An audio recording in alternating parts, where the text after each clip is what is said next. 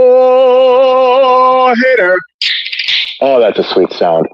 And welcome to the Ope-Eh three-way pro wrestling podcast. On this episode 82, yet another stormy day. You know what they say about April showers, Pierce? They didn't say anything about fucking tornadoes, though. Did you see Sussex? They got their asses spanked. Sorry, for those of you who don't know, got so excited about them tornadoes, Brandon of the Ope Three-Way, joined as always by my good bud Pierce. Pierce, today to support how we doing? Hall of Fame. Oh, yes, sir. Yeah, good. He's going in a week, but it's not just any week this week. It's weird because usually I'd be like flying on a plane tomorrow, but I'm not. It's Mania week. And, at one point, at one side, I'm like, oh, I wish I was there, but at the same time, I'm like, my wallet's going to take me that I didn't go this year because they didn't lower the ticket prices at all, it seemed like. Well, they're trying to be nicer to your wallet, 30% off, at least right now. But, code last year. It's hilarious to me that they're going from 60,000 a day last year to, I think right now they're at 42,000 a day. That is such an insane drop off. And it's their own fucking fault. So, I was about to say that. They did earn that. You done fucked yourself, Dub. I'll be laughing from the couch. But this week, like we said, it's WrestleMania week. We got our WrestleMania predictions. We're going to quick hits Dynamite. And then we got our Mania bracket. And of course, Dynasty stacked up every single week going into Mania. And now after Mania too. So I think we need to be very genuine with ourselves right now. And I'm all about genuine. Here, I got a mustache. You got a mustache. And this man has a mustache from Stash Club. Whoa! Hey. There's the guy. Big Jimmy Q. How are we, folks? How are we? Happy Mania week to all that celebrate. Oh, brother, I am sans a mustache comb. I must have missed a memo. I really am coming into this kind of. I run to my bathroom real quick. I am uncouth right now. I was ill prepared, but what an illustrious guest and what a well-kept mustache, I must say. It's sir, okay. I mean, the naming of the show, of course, existed before I was there. If I were to rename the show, maybe Jimmy Club Wrestling, the Genuine Club Wrestling. I don't know. Genuine Club. Sure. Yes, sir. We are, in fact, genuine articles here. So that's a cheap plug for those. Absolutely. just a couple of genuine guys here for an actual three-way, which is nice, I think, Oh, yeah. Let's go with an actual three-way. Yeah. Jimmy, how the hell are you, by the way? I don't know if we asked I'm doing as good as I can. Today is the tax deadline season. I'm doing my taxes right before the finish line. It's very stressful. Brother. Bad things are happening. But regardless, we're staying positive. And WrestleMania is right around the corner. Which is the Super Bowl for what we do. Yes. Absolutely. Yes, indeed. Although I think a lot of people are like, this is the worst Mania buildup of all time. It's not. Mania 31 does exist. Like, let's not kid ourselves here. I think all things considered, I think they're going to stick the landing. We'll get into that in a little bit. Before we get into what happened on this day in the past, Jimmy, for those who don't know you, who are you? Where are you from? Yeah. Jimmy from the Q, and the Q stands for Quincy, Massachusetts, which is right outside Boston. And let me just tell you, it is Boston's the second greatest city in the world. Quincy is number one, and bear in turn, it's a lot to do with me being from there. But there's a lot of gems, Frozen Freddy's, some of the best ice cream you'll ever have. Jimmy's House of Pizza, which I do not own Jimmy's House of Pizza, but some of the best pizza you'll ever have. The best schools, the best girls. It's a really crazy thing growing up in Quincy. And it's Quincy, not Quincy. People will pronounce the C, but the real ball knowers know it's a Z. So Quincy, been doing wrestling content as a gig for about a year now with Stash Club Wrestling, which has been a huge blessing, doing that with John Moonsell, who gave me the opportunity. That's my guy. Been a lifelong wrestling fan for as long as I've been alive, which is almost 30 years, which is terrifying. But regardless, brother, I turn 30 5, next Thursday, so I know what you're feeling. Happy birthday. Thanks, I'm closer to 40 than 30. We'll put it that way. Well, you look 25, my friend. You look great. Oh, thanks, brother. Yeah, they had to card me to get this boy out of the quick trip. So, I think they do that with everybody, but, I'll take it for what it's worth. You could have fooled me. I would ID you too. Oh, yeah. I'll take that. Thank you. That you can give. That raised my sales a little bit. We'll put it like that. Like we said, Mania is this weekend. Dynasty was on Sunday. Before we get into that, and of course the Pandemania bracket, I got to play a great theme song. You think you know me? It's okay. Got to do one of these and then say, on this day, and then cut it. You and your weird theme ideas. So my theme ideas? What do I do? You have weird feelings on themes, man. Oh, I thought you were talking about like what I do, because I'm like, I can't just sit here with Edge playing, just it's waiting. A top 5 theme, man. I don't know what to tell you. Yeah, but Jimmy, to be fair, you're new to these waters, but Brandon has some hot takes on themes. He thinks the Batista theme before I Walk Alone Animal is great. I will say I do appreciate some appreciation towards that theme, because it is a good theme, and I'm as if you guys are familiar, I'm no stranger to having some terrible takes about themes. I put terrible in quotation marks because obviously, in my opinion, my takes are awesome, but I made a whole video of 50 theme songs in my opinion that are better than Voices by Randy Orton, which went over didn't. Any thoughts on it? Oh, this guy might. As long as Burning My Light is number 1, I'm good. That's and it was. Nah. It's so good. I miss the Pyro Rain, man. Maybe we get it on Mania. Hey, we got it at one of these shows we're going over here just a bit. Yeah, we did get some Pyro Rain on Sunday. But first, Brandon, I'm going to give you one. I'm going to talk about it. 2007 TNA Lockdown. It was a great one. In the main event, Team Angle, which was Kurt Angle, Sting, Jeff Jarrett, and Rhino, and Samoa Joe, defeated Team Cage, which was Christian Cage, Tom Coe, AJ Styles, Abyss, and Scott Steiner. In Lockdown, entire show is cage matches. I did want to talk about one other match from this card because it's just so funny how bad it is. Team 3D would win the tag titles against LAX in an electrified steel cage. Yeah, that was something. And the electric cage was them turning the lights on and off. Yeah, just so you know, in case they did, so they don't have to just. I mean, it would have been a lot better if they would have all just gone into like the JTG mode where just. When he got hit with the Cobra, where he sold it. And just kind of falls off screen there. Yeah. And I think too, if I remember, there was a few times where like they would throw him into the cage, and nothing would happen.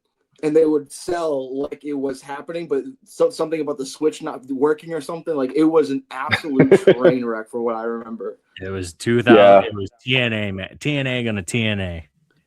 The Dudley Boys back then had some stinkers. They also had one where I think they had like a whole match at like a like one of those like, Seattle fish tossing places. Like they had, the fish market.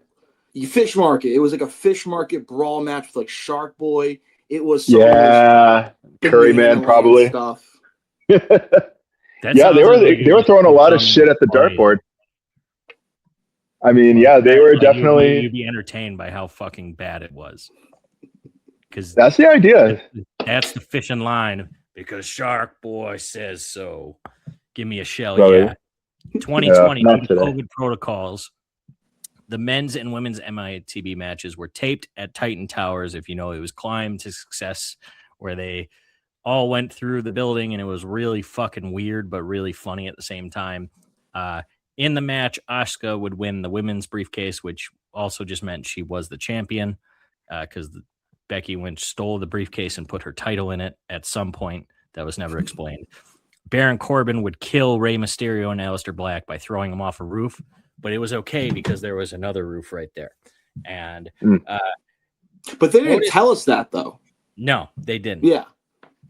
But they showed us after. Somehow they had to explain that somehow. You don't just show up on TV the next week after being cast from a 30-story building. I don't remember. Alistair got thrown over too. Yeah, Ray got thrown, and then Alistair got thrown. And then Otis won the match. He didn't climb the ladder to get the briefcase, but it just kind of dropped into his hands. So he wins. Also on that day in 2020, it was a day known as Black Wednesday. This was where WWE, despite having quote-unquote record profits that year, they released a huge amount of talent, including Kurt Angle, the Good Brothers, EC3, Rusev, and Heath Slater. And in exactly 1 year later, on the Thursday, which I guess you could call Black Thursday, did the same thing. They released Samoa Joe like 4 days after he commentated WrestleMania 37. Mickey James, Bo Dallas, Chelsea Green, Kalisto, Peyton Royce, and Tucker. So, wow. Okay. So is that like a typical thing, like around this time cuts happen? I feel like it's kind of away from Mania, no? Usually. Well, if you look at last year around this time, after like 2 weeks after Mania, there was Braun Strowman, Cora Jade. A couple of people got released. So yeah, Braun, Cora, fucking Tegan. I don't think Tegan Knox was then. I think she was before. No, her contract lapsed. That was different, but they released people. Worked out for Strowman. Big time TV star now. Hell of a dude. Yeah. I met him. Living the dream. Weird family connection. And I finally got to figure that out, and we met him because he lives half his time in Wisconsin. And no kidding. Could not be a cooler dude. He seems like it, you know. Hell of a tequila, if I do say so myself. And I don't like tequila. Bro. But as we said, AEW Dynasty was Sunday. Took place in Vancouver, British Columbia. Shout out to Donnie, even though that's nowhere near you. We are going to quick hits this. In the pre-show, Alex Windsor would defeat Marina Shafir. I thought this was a very good match. What do you guys think? I think I missed that one. I think I hadn't tuned in yet. It was pretty good. I mean, they made the point to point out that Marina Shafir hasn't had a lot of long distance, deep end kind of bouts. Alex Windsor was definitely the good maiden voyage for that. Maybe not maiden voyage, but she was definitely a good show for a longer match with Marina. She didn't win the match, but good showing all the same. I'm not mad that Alex won. I think Marina's still a very, very strong contender for the women's championship. I don't think anything changes. I think it's just more reps for Marina. So both win in a sense. And then in a match that made Brandon very happy, Camille finally return to AEW, and she would defeat Big Alley in a minute and a half, and her and Willow should be a lot of fun. Absolutely. And let me tell you, I was enthralled with Camille the little I saw of her when NWA Power was really hitting its stride in 2019. That show really I was so into it during the time. Then I think the pandemic happened and ruined everything as it did.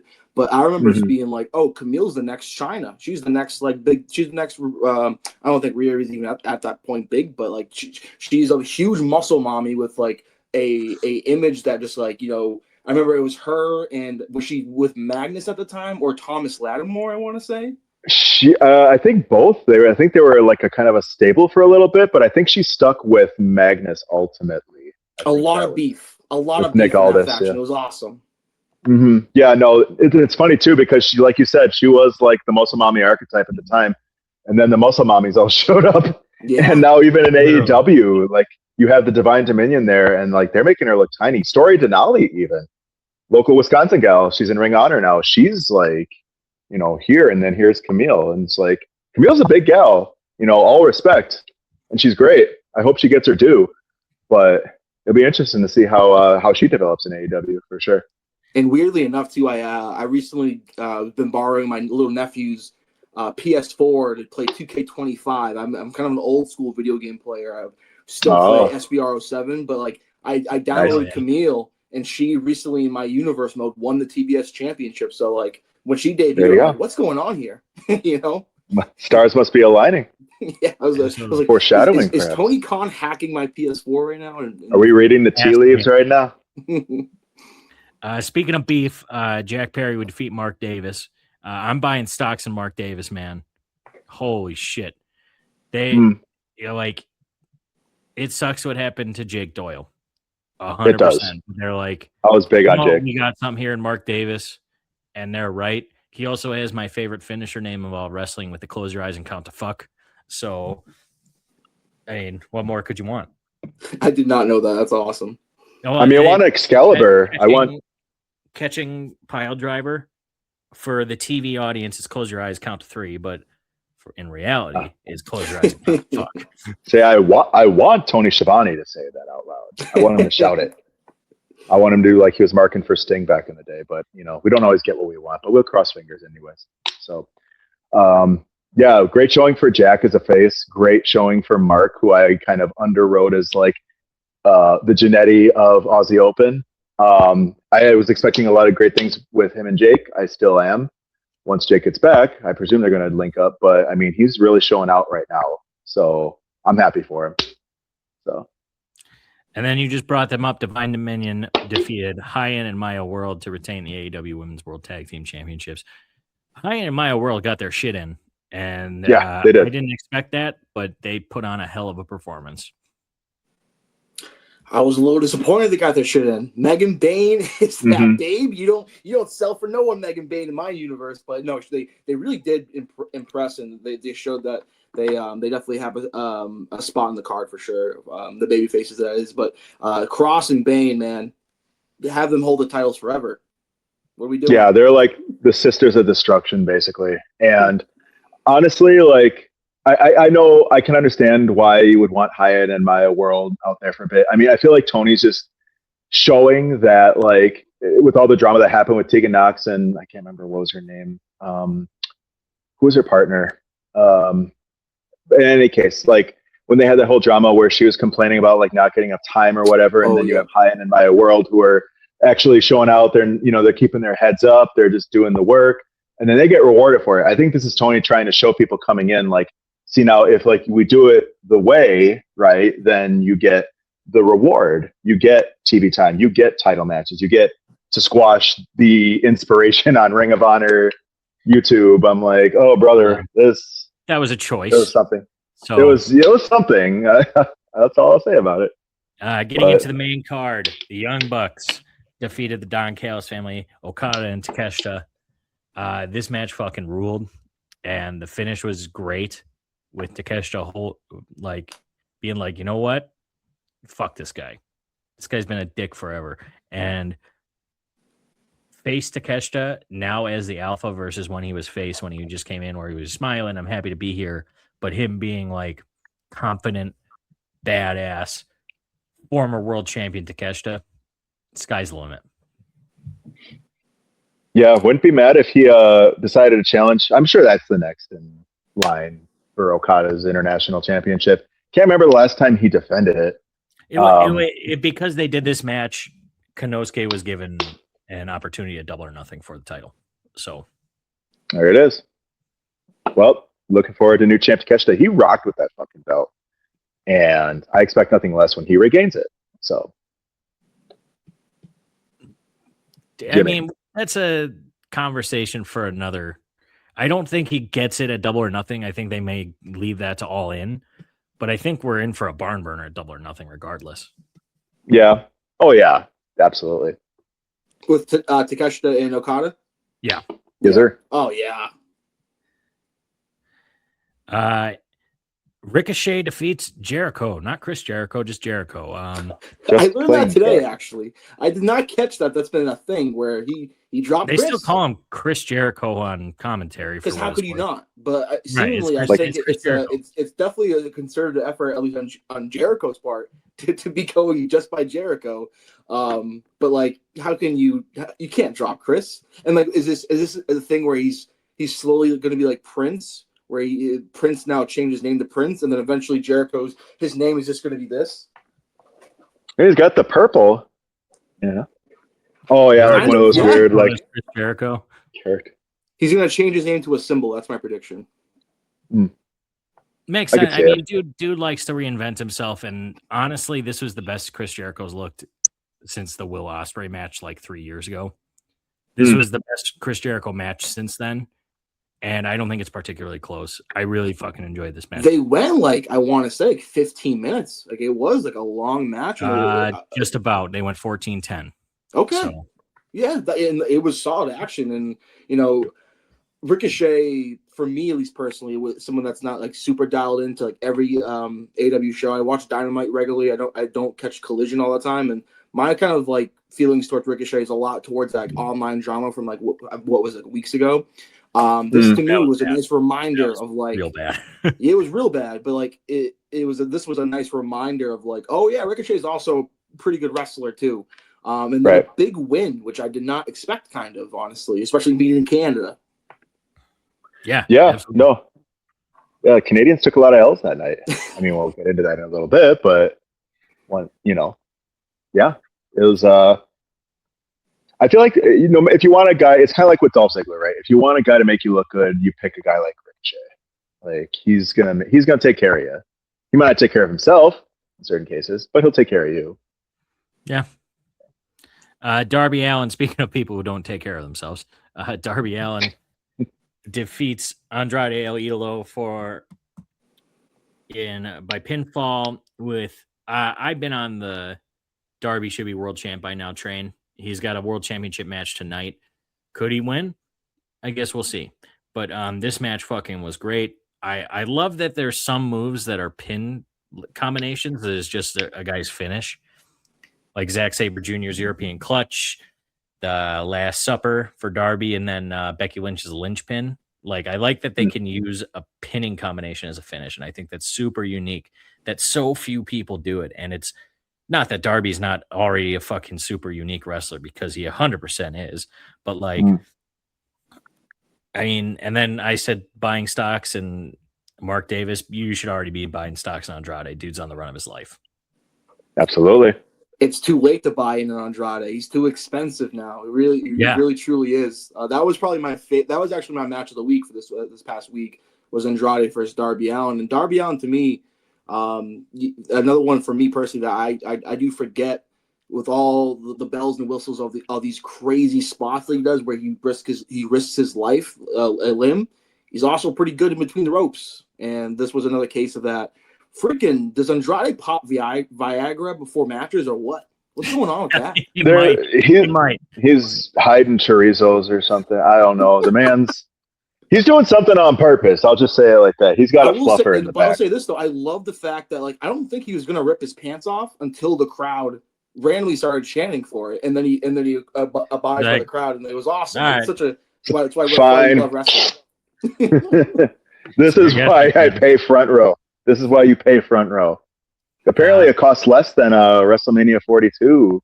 That sign was fucking great. You saw that sign, right? Oh yeah, that was so fucking funny. I was like, shout out to that guy. That guy rules. Yeah, he knows when to pick him. FTR defeats Cope and Cage. This was another great match. It was like you had the bells and whistles, and then like the high speed action in the last match, and this was like old school tag team wrestling from the 80s. And I'm surprised Cope and Cage lost, but I think maybe they're holding it all in, because I assume they're going to do a triple threat TLC match. Like, you gotta, right? You gotta. It's right there. Cope busted open the hard way too. That was tough. I kind of missed exactly what happened, but then I'm looking up. I'm like, oh, this match doesn't really call for blood, huh? But like, then he's just gushing. It was pretty crazy. And then the finish, where it was the roll through into the fucking shatter machine, it was so fucking smooth. Best tag team in the world. Damn. FTR is maybe the best tag team ever. They're in that conversation. Hard to argue. But again, I did not expect them to retain. I truly didn't. I was kind of just like, all right, the old guys are going to win the titles in their home country. Like, fine, whatever. But no, another heel win. I mean, and two, it's kind of, you figure with All In coming up, like, they can forego a hometown win to have them make the big one. And a London crowd's going to go ape shit for Cape and Coach, for the love of Christ. Cope and Cage. Yeah, no, it's been a London. It must be the Cape and Coach. It must be the Yanga-Langa. Partner. It's the Yanga-Langa-Lang. No, I really think it's going to be Cope and Cage's time at All In, and I hope that we get a little bit of TLC out of it, a little bit of Young Bucks action thrown in there. Can we fit a fourth team? Would we try to fit a fourth team? Which fourth team? Who would we fit? The Outrunners, just for fun. Oh, for shits, yeah. Pop the Brits. Mark Quinn and Private Party. Oh, he's out. Be great now. Mark Quinn is out, brother. Again? Yeah.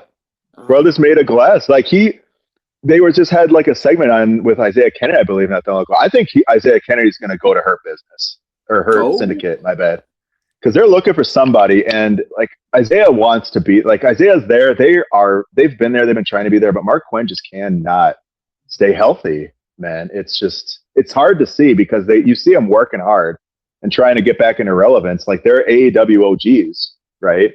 But just bad luck, man. So I have a feeling. As far as fourth teams go, that's hard. I know Private Party's kind of out of the question right now, but they could do the Hurt Syndicate just because it would be such a different dynamic to everybody else. And Shelton, the Shelton jump off the ladder spot 20 WrestleMania 22. I mean, I take them for that. Are they like the same tier of tag team as like the Bucks and FTR and Cope and Cage? Not necessarily, but they do bring a different dynamic. And the Shelton spot would never get old. I'm sure Bobby can break something out. He's a genetic freak in and of his own right. So we'll see. It'll be fun no matter what, I'm sure. For the vacant TNT Championship, Casino Gauntlet match, Kevin Knight won by pinning Daniel Garcia. Other entrants were Ciampa, Roosh, Bandito, Speedball Mike Bailey, El Clone, who Donnie was clowning on the entire time, even though El Clone fucking rules. Better than Hologram. Anthony Bowens and Wheeler Yuta. That's another dude who can't fucking catch break. But yeah, it sucks what's going on that Fletcher's hurt, but Kevin Knight is a great plan B. Yeah. I think he's gonna be a fucking great TNT championship, and this match fucking rules. I love the Casino Gauntlet. I think it's one of the best matches that's come out of AEW along with Anarchy in the Arena. It's like those two matches I'm always super pumped to see. Yeah, you just truly never know what's going to happen, and definitely a delightful outcome. Kevin Knight, the Jet, has a huge future in this company. The spot to win the match too, with him jumping on it was almost a Jet's Speedball's legs in kind of that position, and then pins I believe Danny Garcia. That was I lost my shit truly when that happened. Yeah, no, couldn't have gone to a better guy. I was thinking like if Leo Rush were in it, because he's been doing work with his Blackheart character a little bit. I thought maybe he would have been a good stick, but I mean, Kevin Knight is definitely, and I think I've said it before on the cast too, like whether they're teaming, if they were to ever team, like they're very aesthetically similar in my eyes, him and Fletcher. But if they were to be rivals too, like that's a very, very solid, that's a solid series of matches. I would tune in for that. Like have a 7-match series and just let them. Oh, hell yeah. Absolutely. There's not enough 7. We haven't seen a best of 7 in a long time. They need to bring that. It's been a minute. Yeah. They did like one kind of like unintentionally with Fletcher and Briscoe, I want to say, like over like a long period of time. But like they had like a collective like 8 or 9 classic matches like, just on Dynamite. Yeah, definitely elevated Mark's stock for sure. I was glad to see that. I kind of wrote Mark off a little bit in that. I shouldn't have. But yeah, no, it was great. Tekla defeats Jamie Hayter by pinfall to retain the Women's World Championship. Tekla, love me some Tekla. Rule. Love me some Tekla. Loved the finish. She didn't even need to hold the rope. She had the match won, but she did because she's a little fucking stinker. And then I loved Tekla like barking at her at the end of the match, and you just hear Jamie and with her British, "You're dead, mate. You're dead. Done, mate." Like, it just fucking popped me. I thought this match was really good. This is a B pay-per-view, and that like AEW pay-per-views fucking always deliver, and this delivered in spades. Mm-hmm. Yeah, it was something along the lines of when like the world was falling apart, when McAfee was revealed to be like the guy on the phone. And one tweet that really resonated with me was like, for anyone that's quitting on WWE that's going to start AEW, please start a pay-per-view. Mm-hmm. Which is like that's why, because they have never missed on pay-per-view, and this match was indicative of that. And I'm a huge Jamie Hayter mark, so it was tough to see her take an L. Given like she's been doing really good stuff with the Brawling Birds, I really want her to win the tag titles eventually. But so I kind of saw the writing on the wall. But I love Thekla, the Spider. grab the ropes next time because you made Jamie Hayter look bad. You beat her clean. You weren't supposed to beat her clean. Well, she grabbed him like a half second too late, so it still worked. But John Moxley It's that little extra. 18 minutes for the Continental Championship. Again, really, really fun match. I don't know why Will is risking his neck the way he is coming off a neck surgery, but it's Will Ospreay, so dude knows what the fuck he's doing. So, but like this loss is really going to help Will in the long run to figure out like, okay, I know what I need to do, and dude's gonna win the Owen. Yeah, I have no doubt. They really can't go any other direction. I mean, it's going to be, and we get into it a little bit, but like it's going to be like WrestleMania 17 for him, brother. That's the way I see it. We can expand on that, but I mean, I feel like this also was big for Mox too, right? Because you had, Will, who had this vendetta to go and get the Death Riders, right? And trying to bring in the Empire to help him out, and coming back a full head of steam. Will had every right to want to get some, blood and guts out of Mox, which of course he would, right? Because Mox just kind of gives it freely these days. But, I mean, it keeps Mox strong too. It keeps him some intrigue on him, right? Because I mean, who's to say like what he'd be doing going into All In if, say, Will were to win, right? So, I mean, it's not exactly like world title contender at this point. So, but all the same, like I like Mox these days. I've kind of gotten warm to him again. It's crazy how the Death Riders were like the reason I was not wanting to watch AEW, and then they just become this super compelling and really fucking great group. Yeah, it's kind of warm, and it's they're going to shatter that when when things start getting good. But we'll see. I think that kind of speaks to like almost how effective the traditional sense of being a heel is, and maybe doing so for so long in such a way that eventually gets you over with the crowd. Because I think parts of the Death Rider stuff was just bad TV, but the stuff that works with them is like the imagery of like their entrance and Moxley leading this group of like misfit rough tag, and then what really brings it all together for me is Marina Shafir. But they really just like kind of like wore us down in a sense where they got over with just being like that, hearing that brown just kind of Moxley's right now fucking rules. Like solid New Japan. You hear that, you're like, oh, he's gonna kill somebody. Solid New Japan import. I'm glad that stuck. The conglomeration: Orange Cassidy, Roderick Strong, and a returning Kyle O'Reilly defeat the Dogs, David Finlay, Clark Connors, Gabe Kidd to win the trios titles. Hopefully Gabe Kidd is not out long. That's all I really have to say about this. What happened? Did I miss something? I might have missed something. When Kyle went over the ropes and he kind of caught him, something happened with his shoulder and he dislocated his shoulder. Oh, that fucking sucks. He's out of wrestling Dontaku too. He was supposed to face Yota Tsuji for the Global Championship in New Japan. Was Gabe, and he's out of that too.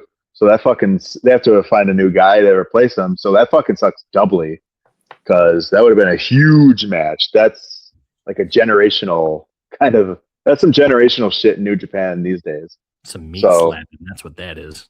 Oh fuck. But yeah. Sans the meter. We're looking lean.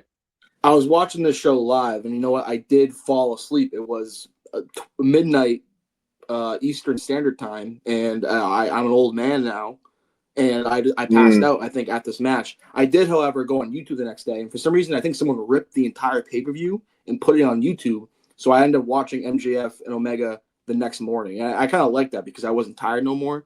So, but I think I missed the ending of. Did that play into the match result, the injury, or no? Apparently, it was not an audible, but. Which I think is odd because the Dogs just won the titles the day before. Right. But like, yeah, I think they can play it into that. But I think Finlay and Connors will probably be fine without him. And then you could have Gabe just still on TV being a fucking asshole because he's so good at it. Which also, like, we met Gabe Kidd last year at WrestleMania weekend. Gabe is the fucking coolest dude. Like, could not be nicer, could not be more cool. And like, he plays his character so well of just being this fucking crazy person. I agree. He jumps off the screen to me. Mm-hmm. And like you said, MJF defeats Kenny Omega by pinfall, 39 fucking minutes. Which I think for them, it did not feel like that. It really says something to what Kenny sees in MJF, even if it was like 20 seconds before he actually kicked out, that he let MJF kick out of the one-winged angel. And MJF, that sneaky bastard, like, he stole the ring, he kept it, and he didn't even usually hit somebody in the face, he hits him in the fucking gut. Like, MJF is so fucking good at professional wrestling. He is one of the best wrestlers in the entire world, regardless of gender. I think he's number 2 in the men. That's just for me. We'll talk about number 1 going into our Mania predictions, but like, I was thinking Kenny was going to win, like, genuinely the whole time, because I thought the plan would be Ospreay versus Omega all in. Ospreay, even though he finally did get his win over Kenny, if he gets in a main event match in the biggest show possible, that makes sense. But like, fucking MJF, man, he's so good. He is. And that's what I'm saying, WrestleMania 17, brother, because we were talking about this last time where it was MJF and Ospreay 2 years ago. So you figure you kind of correlate it, WrestleMania 15. Oh, look at this guy. You got the Burberry. Yeah. The genuine Perfect for the article here. occasion. You gonna cut one of your famous promos real quick on us? Or? These two fucking marks out here doing this podcast talking about AEW when they should be talking about SCW and the JFTQ running that shit UP, and that's up for you idiots, unless you're dumb, deaf, blind, or stupid. This is the best podcaster in the world here with you live, folks. We're going to clip that, by the way. That'll be on other social media. That's solid. Hey, you got a good jib there, kid. Appreciate that. I didn't mean to cut you off, Brandon. You were. Oh, no. I was just, like I was saying, it was like we were talking about this it was like last week, I believe, where it was MJF and Ospreay WrestleMania 15. Their WrestleMania 15 would have been 2 years ago at All In 2024.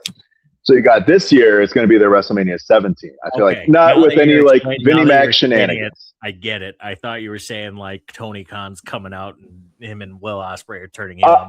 You know what? At this point, who the fuck's to say, right? I mean, Tony, he knows to stay out of the way for the most part. Hopefully, he learned his lesson when he took a little Meltzer driver back.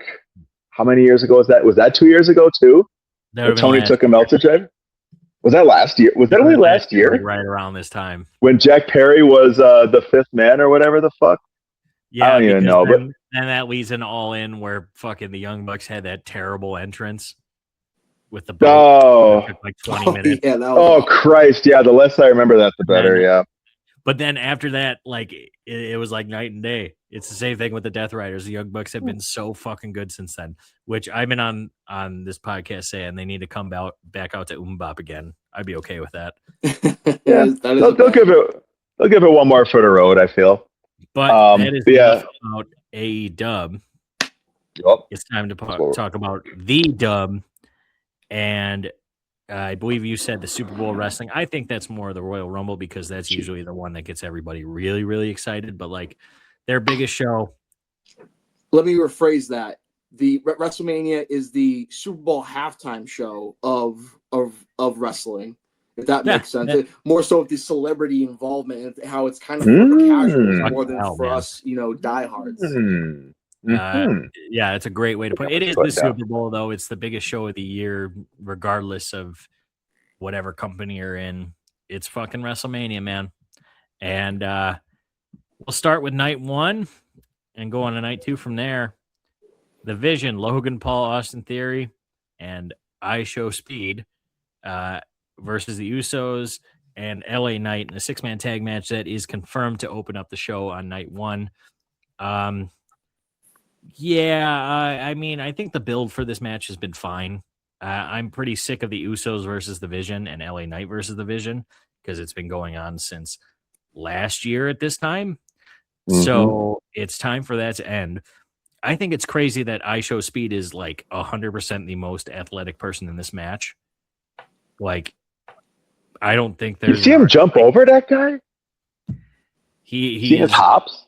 and it's somebody Effortless. who, like, the thing with the celebrity involvement right now is like, yeah, it's gratuitous, but it's at least celebrities that love wrestling. So like they'll give a shit for the most part. And IShowSpeed has obviously been training since last year. He had a whole show on it, but I don't see the Vision losing this, and I think Speed's going to somehow luck his way into a pinfall, probably on LA Knight.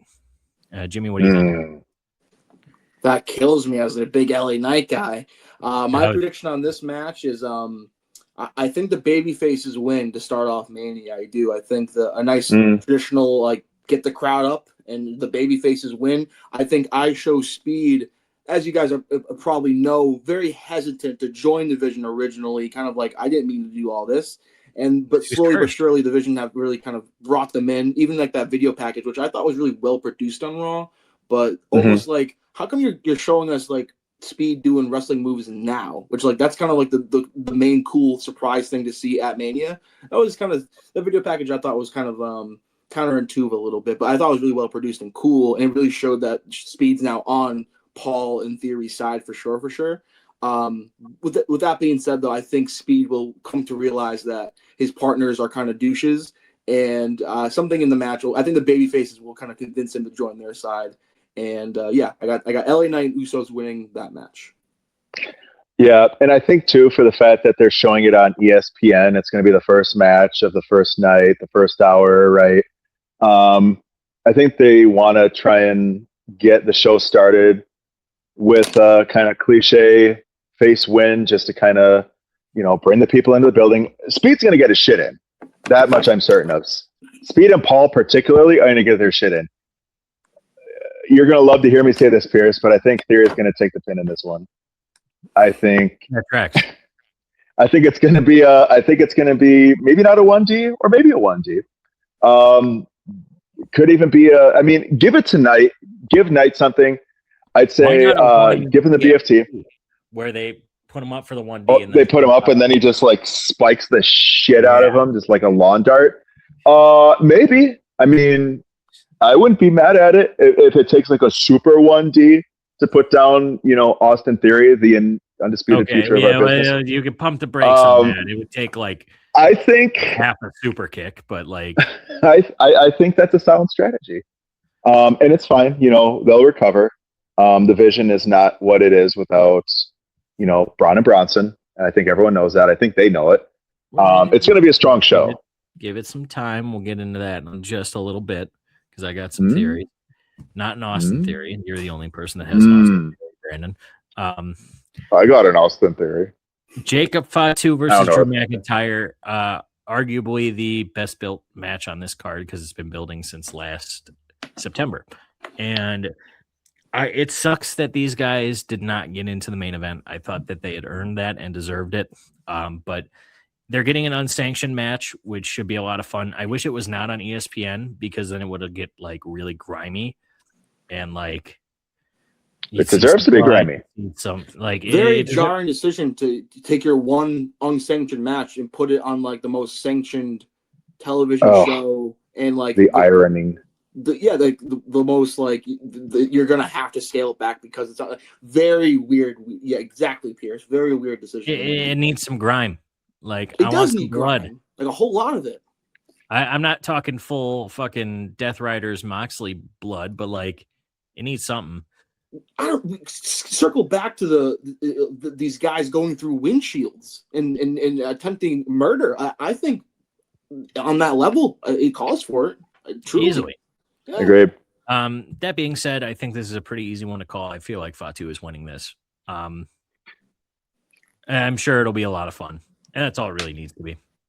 Yeah. You got McIntyre, I believe, is still going off to film anyways, isn't he? So apparently he's been doing both. being on TV and filming. But again, you got to do press after you're done filming, all that stuff too. So like, I think there's merit to his movie career, taking some precedent over his schedule post-Mania for sure. Yeah, I think Fatu beats the brakes off of him, and then McIntyre takes a little break. That be because he is all gas, no brakes with it? Yes. Yeah, I mean. Yeah, mean. I did my best. Is that how they say it over there? I think so. In the SAC area, in the Bay Area. I don't know. I've never been, so I don't know. I'm just a simple Midwestern guy. I just like my beer. Hell yeah. I'm going Fatu as well. Can't believe today I got to report this. My co-host, John Moonsalt, today on the Stash Club podcast, plug, picked McIntyre. Couldn't believe Call him up ears. Right now. We're gonna have a fucking discussion. Yeah, drag his ass in here. On here right now. I then enlightened him about the whole like possibly being gone for the movies thing, and like I was very surprised. I think Jacob's like a very heavy favorite in my opinion. Yeah. McIntyre does not need this win. Fatu arguably does. Drew was champion a month ago. Exactly. It doesn't really. It kind of sucks to say, but it kind of doesn't really matter for him this match. It's really kind of to put the younger guy over. So and Fatu should be probably challenging for the belt at SummerSlam in my head. Yeah, but I will say it's been a bit disappointing from him as a face a bit. Like some of his face promos haven't really connected with the crowd. They're still wutting him sometimes, which I'm like, do you want to die? Like, I would never what Jacob Fatu personally because I don't want to die. But like, I will admittedly say I think him as a face hasn't been his strong suit. I think he definitely, in my opinion, looks like a heel and like more effective as a heel, I should say. Yeah, easily. I fully agree. In what I would say is probably the other best built match of this card, Stephanie Vaquer defends the Women's World Heavyweight Championship against Liv Morgan. Music international sensation Liv Morgan. It's weird. Like I dislike that song, but it is. After I listened to it, like it's stuck in my fucking head. It is catchy. Does that mean it's good? Maybe not, but like apparently that's her new entrance theme. So like good on her. I guess she's going the Cena route. But like, not a fan, Brandon. I'm one of those where I really should give things more of a chance, but I feel like after the first few seconds, you're good, dude. I did like Susio. I did like Dom's. I mean, it wasn't like Dom's song per se. Like he was in the video. That was nice. He had a pretty big feature in it. Got a lot of views. But probably because he didn't sing. So should have sang. Yeah, maybe. Well, the views speak for themselves. Like, if I'm Dirty Dom, just chilling in a fancy car with some duds and drinking some suds with some boys who are singing about me, then I'm collecting that check. I ain't pursing my lips for nothing. I love it. I personally just love Liv making the song for just how ambitious it is, and like I really had no idea she had a musical inkling. And a lot like Nikita Lyons' music career, I will blindly support it just because I'm attracted to her. So that's kind of where I'm at. That's solid reasoning. Yeah. Yeah, we've all got I'll brush my 1 or 5 of those. Yeah, we've all got 1 or 5 of those. That's the real question. No, but back to the match. I think Liv is winning here. There's going to be some shenanigans, but it's not her fault. But Stephanie's reign, I think it was good. It could have been better. More matches. Yeah, they got to book the women. They got to book both all world championships for that matter better. But like, yes, they can't just only defend on pay-per-view. Stephanie's had a few Raw defenses, which has been nice, but like it's been against the same people. Build up they got to do the short-term stories into a small pay-per-view. That's it. But yeah, I think Liv wins here, and then SummerSlam, maybe you see Liv and Raquel. And you know what I'm thinking as you were talking there, and like That's a good point. Like Stephanie's this world title run hasn't been like the best, but maybe it's the best is yet to come. Maybe she does retain, and then two, for me, you got to. I really am a fan of the Judgment Day, especially like the more later stuff. But could we get a turn from Raquel in this match? Could Raquel cost Liv, and maybe that's we get Raquel possible. and Liv a lot sooner than we think? Because I think this match to me is hard to predict, and I did end up picking Liv Morgan on Stash Club, and I will be picking her going forward. But now, for the first time thinking about it, like, maybe like there is something to be said about there's kind a of lot an upset of intrigue. There's a lot of intrigue, man. I love Raquel Rodriguez. I think turning at Mania would be a great moment for her. Yeah, I see Raquel turning. I mean, they've been investing pretty heavy in her. Like, she's learned how to work her style. At Mania, do you see it happening? If not Mania, then definitely the Raw after. I mean, I see like Liv retaining. I see a big shift in, maybe not a big shift in Liv's character, but certainly a shift away from what she's been with the Judgment Day. I feel like the Judgment Day over the next few months starts to kind of splinter away. That's its own prediction, right? But I feel like Liv's going to be a lot more in her own ego with things, especially like how she's kind of set herself up as like the de facto leader of the Judgment Day. And even, you know, with all the shit that Finn was saying about not being a leader. And then she's like, well, no, you were a leader. You're acting like this. And then, but it's really you. Like, it's kind of you now, Liv. So it's like, yeah, that'll probably come to a head. I think this shift into music, right, will kind of flesh that out some more. I think the coolest, like, star now. Yeah, like one of those weirdos. It's I think when Jillian Hall used to come out with the fucking headset, she's gonna be the world champion. She's gonna grow a massive growth on her fucking Christmas face. album out. Fuck, it'd be good heat.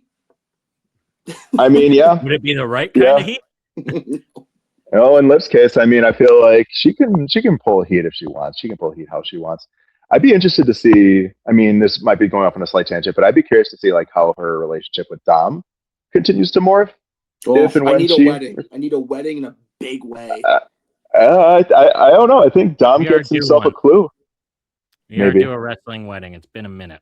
It's a ratings draw. We can have like Rhea Ripley or El Grande come out of the cake to attack one of them. Like I'm a sucker for a wrestling wedding. Yeah, El Grande's got something that, or Dom's got something that El Grande wants. If they do it, I would very much like their pastor to like accidentally like get hurt, and they're like, "All right, we need somebody new," and then it's Danhausen. That'd just be fucking hysterical. Yep, exactly. Yeah, straight absolutely. Up curses the wedding. Your wedding is cursed. What else? Yeah, that's. I think Liv comes away with it though. I think that's all right. It's a sweep for we're all Liv Morgan. It's like when the football commentators all pick the same person, and now we're jinxing them. That's fair. Yeah, I think we're jinxing her though. I think Stephanie Vicaire is going to use this as bulletin board material. All three of our faces are going to be on Stephanie Vicaire's wall. And if that's right on the dartboard actually true, please come on the show, and Jimmy will be here too. We'll make it happen. Miles born too. You gotta bring Miles on. AJ Lee versus Becky Lynch. I'm shocked this story has led up to the Mania. Well, I'm not at some. I figured they were going to run a singles at Mania, but I'm surprised they did so many matches in between. And it's got to be Becky, right? Like Becky's got to win. That's really all I got to say about it. I think this is going to be their best match of their quadrilogy.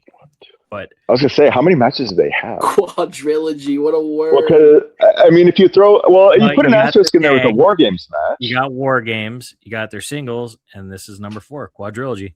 Love it. Yeah. Very loose.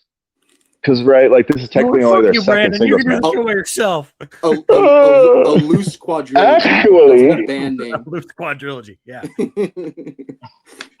But, yeah, no, I'm hard pressed to think that AJ wins. I mean, I know there have been cases like, you know, I think of like Batista and Triple H being the most obvious one to come to mind, right? Where it just could not get over. But I don't see Becky really needing to be in the Intercontinental Championship picture anymore. I think there's a lot of to happen with AJ as champion when she's talked about fighting the best, or fighting all these different women in the business now. There's not really a lot of appeal in Becky. Becky could be the WWE champ or the world champ at any point this year. I guess if she were to lose, you would have to move her to SmackDown, because on Raw she's kind of be dead in. Not that Becky Lynch would ever be dead in the water. She's the greatest of all time. It's not just me saying. Sports Illustrated says it. She would have to move to SmackDown, and she could keep her character of being this fucking just whiny asshole because it's great. But I think if she were to lose, which she could and is totally fine, move her to SmackDown. That makes sense. Seth too. Yep, because they have to go because they're But I see a lot more merit in AJ being the Intercontinental Champion. It's definitely it's her speed right now, and it's also representative of all that she really worked for in her first run. The Intercontinental Championship is default, men and women, the workhorse championship, right? And AJ was definitely the workhorse of her era. And there's a lot of women who she wants to work with in this particular era. So I don't see it going anywhere. I see AJ retaining. It's weird to say, but yeah, I don't see Becky winning even the fourth match in this. But wow, I got Becky personally. I think Becky wins it back. I think AJ goes on a mini. If I can be a little Mark real quick, I'm gonna do one of these. I got Becky. The thing is too, I kind of agree with both of you, where it's does Becky, with what you said, Brian, with does Becky really need to be in the IC title scene? No, and maybe a move to SmackDown could be imminent in her future. I think that'd be refreshing. But I also maybe see Becky winning the title here. AJ maybe, because I think AJ's kind of a part-timer. I could see her taking a break after Mania, and then Becky wins the IC title, loses it the next night on Raw, or the next Raw, to maybe debuting NXT star, maybe Paige. Where's Paige been? Maybe Paige makes a debut. I don't know. But I think a moment could be had on Raw with a new title change. Becky does an open challenge or gets goaded into defending the title and loses it after one title defense. That's my prediction. Soruka. JC Jane. Soruka or JC. Yeah, because both those women are going to be called up within the next month. I go JC. I think she could benefit more. Soul's still doing her stuff with Zarya. I think they have a cage match on Last Man Standing. Yes. Last person standing. Which Zarya should win, and which is in a big way. Want to stand and deliver, but that's here or there. Because she's not in the wrong here. I want to throw that out there. Right. Soul is a terrible friend. Yes. Horrible.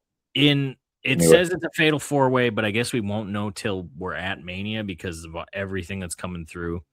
So I'm going to give both options of what the last team could be. The Irresistible Force, this is for the Women's Tag Championship. The Irresistible Force is Nia Jackson, Last Legend, Charlotte Flair and Alexa, Bayley and Lyra, and then it's either the Bella Twins or it's the Kabuki Warriors, because apparently the Nikki Bella is hurt. I will give 2 predictions off those matches. If the Bellas are not hurt, they're winning the titles. If they are, the Irresistible Forces are retaining. It's such a bad look to have a hobbled Nikki Bella just run roughshod through the tag team division and win the tag team titles while injured, though. That would be a tough look for the tag team division. If it's WWE, man. Even if it's Triple H's WWE, I don't fucking trust them at all. But in some respects, though, the fact that the Bellas have never won or had the tag team titles, they are kind of due, and I feel like this match is kind of made for them to win it. But my pick, though, I'll get it out there. It's Bayley and Lyra. I think they really have put a lot of work in. I'm a huge on Lyra, and I would just like to see it. So my heart's just kind of with them. So I'm picking them to win. And that's if it's both options. Both of them. Both. Okay. Yep. Yeah, I was kind of lured towards what you're putting out there, Pierce. I mean, the Bellas, you're right. Like, it's a fatal four-way tag. Like, those, I've said it before. We've said it before. Like, those, I don't know how they continue to have fatal four-way women's tag team title matches on like every other PLE. It seems like, but I mean, they're chaotic. They're all over the place. The division is healthy and they're caring about it, which is nice. Yeah.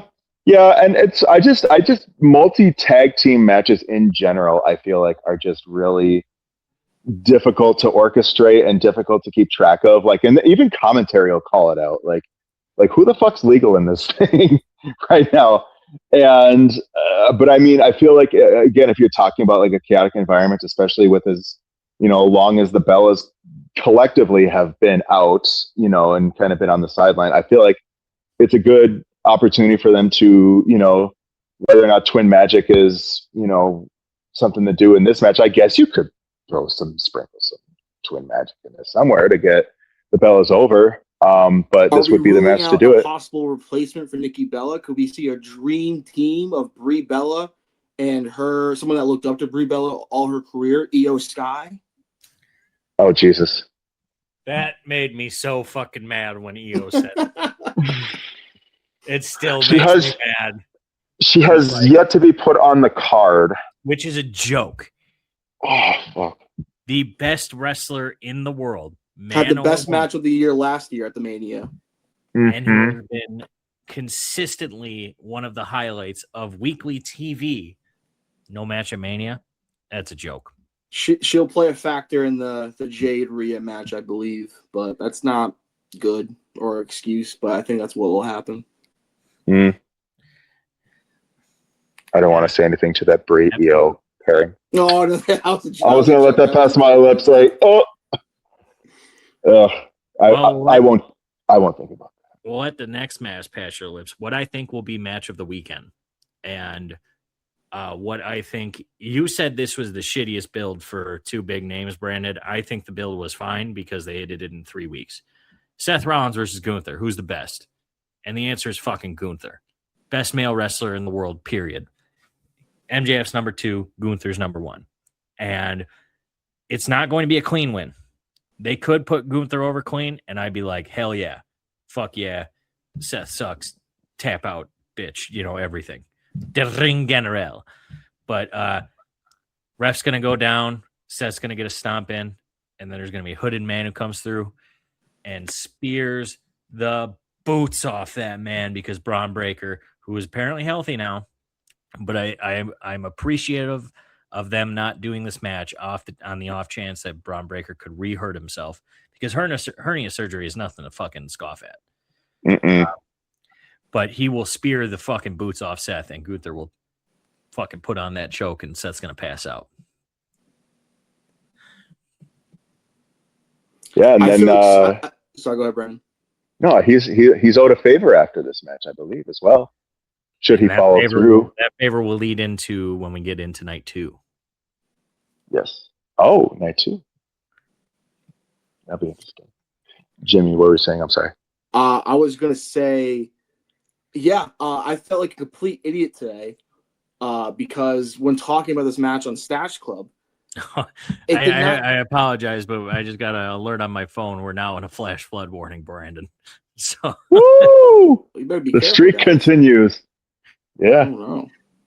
Yeah, lots of storms up here in Wisconsin. It's like a day 4, day 3. Day 3. It's biggins. Yeah, it's biggins. Sorry. The Braun Breaker theory is like the most obvious plot in wrestling, and to me, it never dawned on me until like the middle of recording the episode today. And John suggested it. I'm like, oh, yeah, they're obviously going to do that. Which I'm like, that kind of stinks for me because I really was someone that like really is hyped about this match for the match itself, and I would kind of rather just a clean wrestling match between the two, where Gunther does prove that he's better than Seth, and it's just a banger. And like Gunther too, I mean, Seth has nothing to lose because he's fresh off an injury. Like you're going up against the career killer. Like it's not really no skin off your back. Ring general. Yes, Pierce, exactly. But the Braun that Braun Breaker thing, it's gonna happen, right? And It Braun could Breaker's happen after the match. It could easily happen after. And I hope it does, because I'm a huge Braun Breaker guy, and I get the booking sense of like that will also protect Seth if Braun Breaker costs him. But regardless, I don't know. Just give me a 5-star classic and call it a day with these two guys, huh? Yeah, I'm in agreement with that. It'll be interesting to see what happens with Gunther and Heyman following. Seth's goal is to kill the Vision. He stated as much, so that's going to be through to the summer at least. So that'll also be interesting. It's going to be a good one. It's going to be a great match. And what I would call the worst built matchup for this Mania, it's the main event of night one. Cody Rhodes versus Randy Orton with Pat McAfee. This got way too fucking convoluted. It should be the easiest story to tell on this. Student versus teacher. And you want Randy to be healed, that's fine. I like Pat McAfee. I really do. He's a fan of wrestling. When he's on commentary, he takes it from the avenue of a fan versus a wrestler or just a sports commentator. But like it just doesn't, it never made sense. I appreciated Cody breaking into Pat's studio and fucking shit up and stealing his belt back today.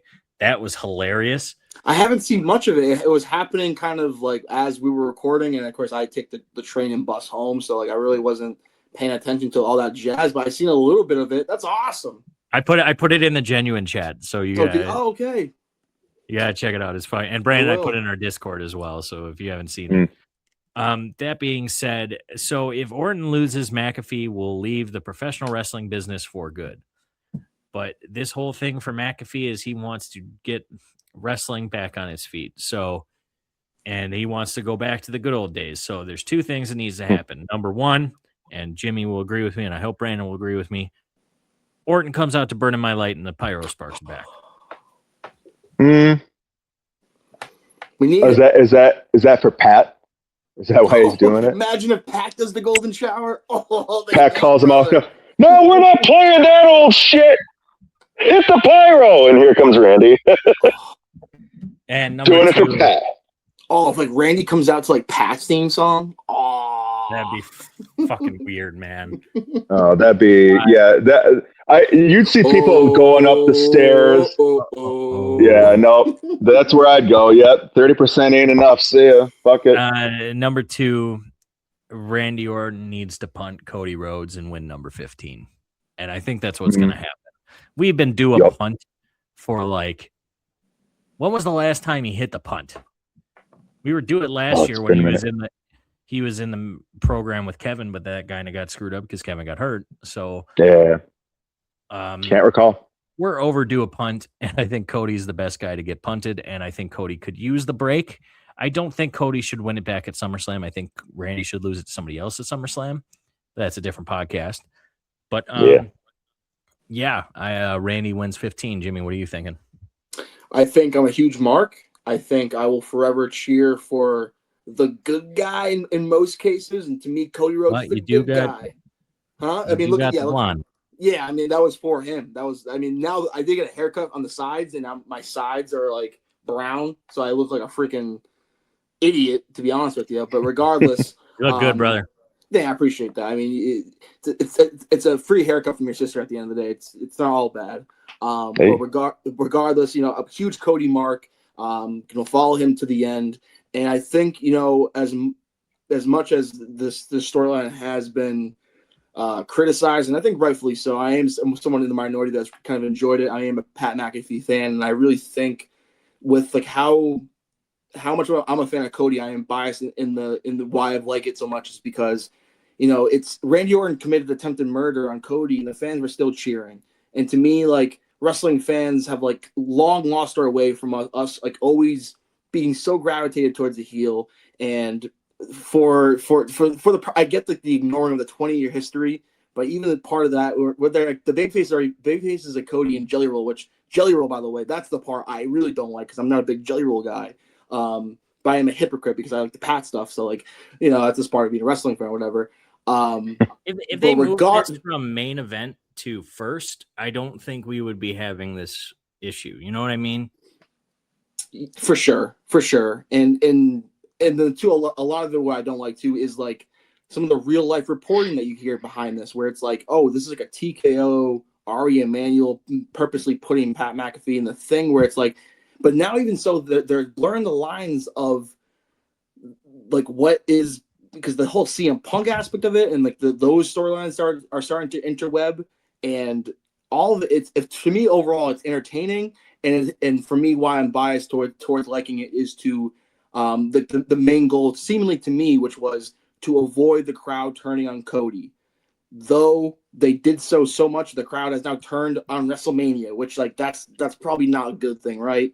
But there was an effort I think made to get us to boo Randy Orton, which to me when this was first announced, what an impossible task for the writers and creative team to get Randy Orton to be booed. And to me though, they've successfully done that because Pat McAfee is an asshole. Pat McAfee is annoying, cringe, and the purpose and the tagline of like he shouldn't be here, which he shouldn't be, and that's why we hate him. People forget how good of a heel Pat McAfee is. Not me, man. Adam Cole, Pat McAfee, the Lions Den, he's made for this business. So for me, as someone that like, it feels like, especially online in IWC, like I'm a big sports guy, so I kind of always have drawn myself to liking McAfee. He's essentially lived my dream life where he started off as an NFL player and then goes to, the Barstool sports media route and then makes his own show. And then, oh, by the way, on the side gig, I'm WWE Jim Ross now. Like, what a dream, stupid life he lives. Best life ever. Yeah. And and another thing too, where it's like, I overhear like some family members, like watching SportsCenter the other day, and they see all this WWE stuff, and they're given a lot of that has to do with the fact that they're on ESPN now. But I think a lot of it too has to do with the whole McAfee thing, and I've tried to talk about it on Stack a few times and to varying degrees. But like the whole conversation of like how much of the IWC is the fan base, because I think for me the fan base is like 25% children, that's always been that.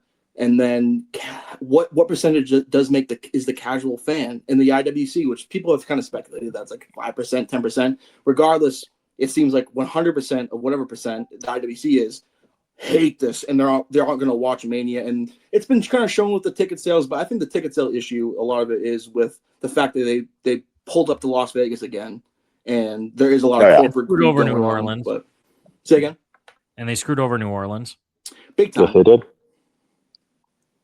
Yeah. But I'll get to my pick. I know I've been blabbering, but we appreciate the storyline and like the meta-ness of it has really gotten me fired up.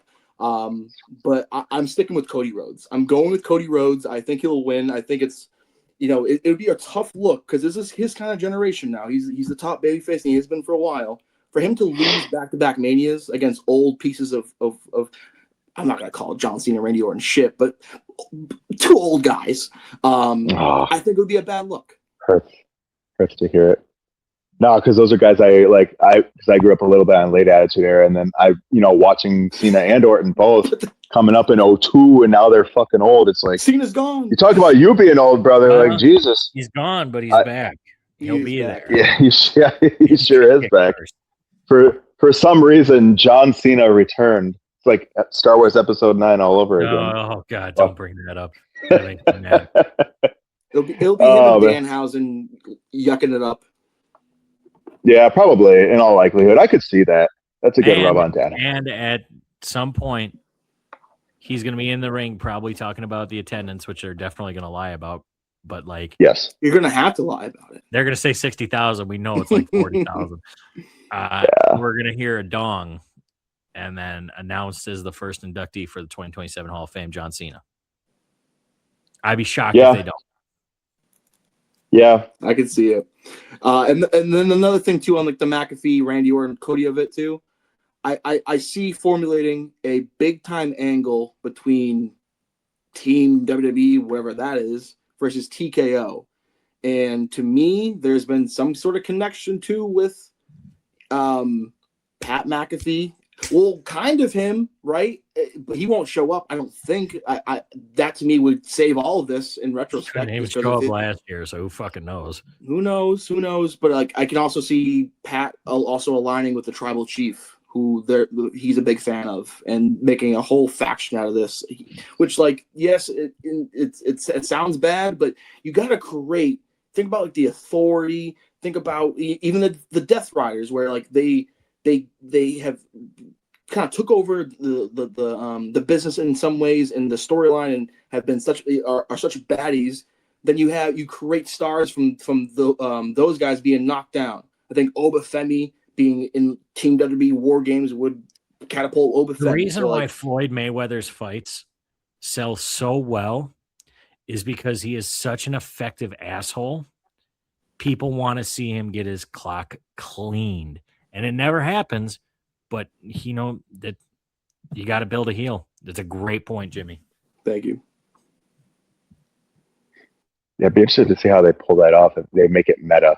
Because I mean, it sounds like there's a lot of real life heat to pull from. So we'll see how it goes. Kayfabe, the Women's Authority leader, to debut.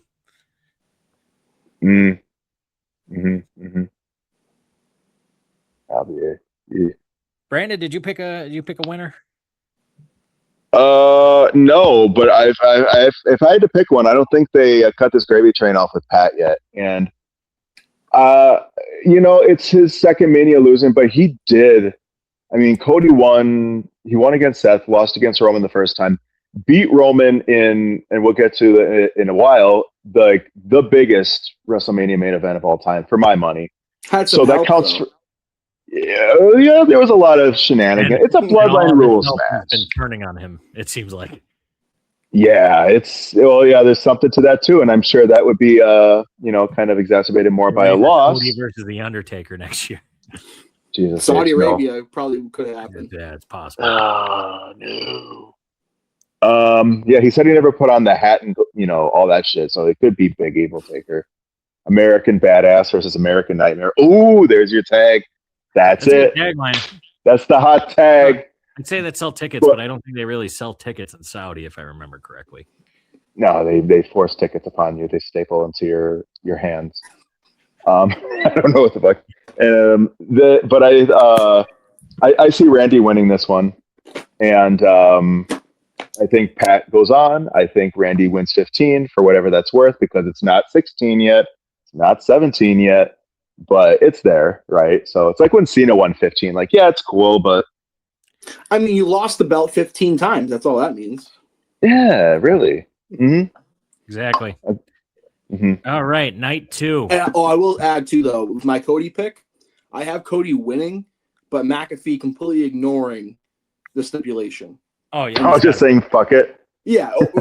I said professional wrestling, not sports entertainment or whatever. Yeah. I can see Cody. I said that when I was under a WWE contract. This is a TKO contract. Sure. Yeah. Something stupid that makes no sense. Yeah. Probably. All right, and what I think is the most hyped match, the one everybody is looking forward to, the best built story leading into this Mania. I don't think there's an argument. Ope-Eh versus Brock Lesnar. There is one way this match gets fucked up, and that's with a Brock win. You need to strap the Rock to Ope. Win here, King of the Ring, world champ at SummerSlam. That's all I got to say. Big meaty men slapping meat.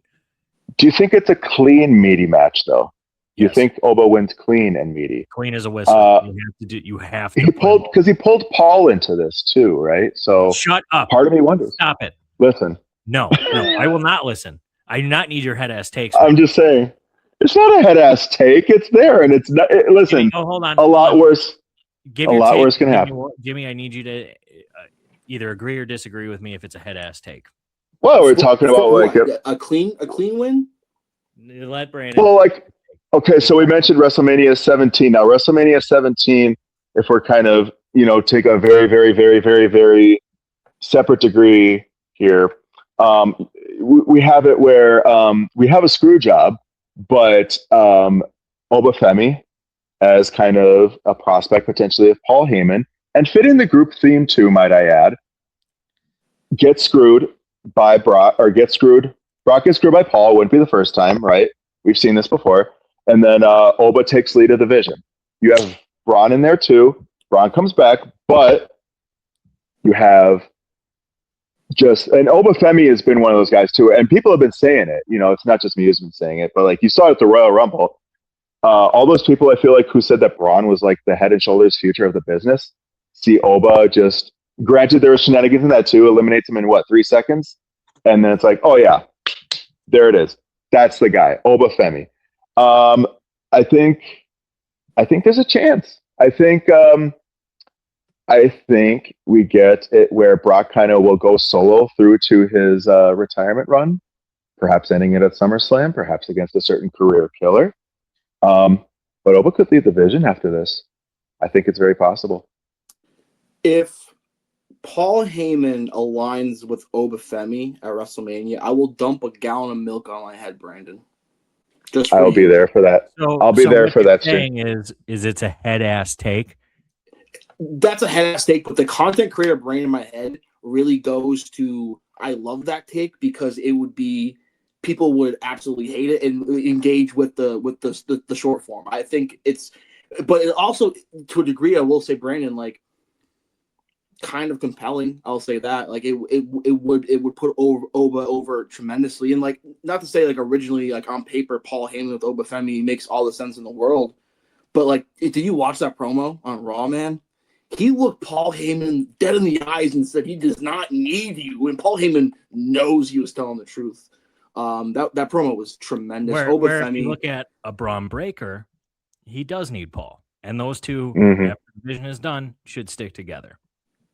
Yeah, as much as I kind of think Braun Breaker will eventually not need Paul Heyman, I think right now he does. I think you were saying, Brandon? No, I was listening to everything you were saying after you said you're going to dump a gallon of milk on your head. That's after, a milk bet. That's a Jimmy from the Q milk bet. I've only done this a handful of times. So if Ope-Eh links up with, he doesn't have to lead division. If he becomes a Paul Heyman guy, I'll dump a gallon of milk on my head. Okay. But with that being said, I am picking Ope-Eh to win. But boy, do I see a few scenarios where I could see them going Brock win, which would really upset me. But maybe that's why you do it. And some of the points where you sort of, I was trying to play devil's advocate because there's no part of me that wants Ope-Eh to lose this match. It'd be blasphemous in my opinion. But in the sense of like, I've heard reports of like a few weeks ago that Brock doesn't want to lose a match until his last match, which I don't think this match will be his last match. And then some of the booking brain in my head goes to like, this is a money match. If we're going to do Oba Brock 2 in some ways, sort of makes sense for the bad guy to win the first one. So there is that there's thinking, but I hate it. I hate that thinking. I truly do. There's avenues they can go for a Brock win, and I don't disagree. But the big thing is that in this entire build, Brock has made Oba look like $1 billion. And when Brock cares about something and knows that it's not his time, he will put the guy over. I hope so. I think he knows. They have to Brock 02 Oba. They have to. Hard to argue with that.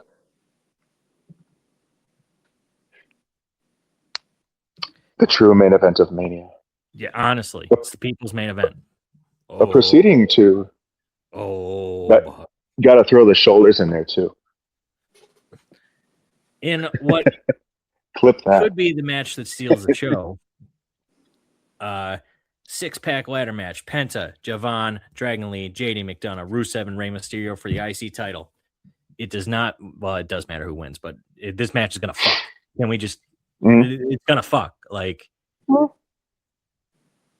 inject this match into my veins. This is gonna be phenomenal. Even like, I love how much confidence Penta exudes, where he just like comes out and says, "Yeah, this is what I'm doing at WrestleMania." Anyone that wants to pull up to this ladder match, pull up to this ladder match.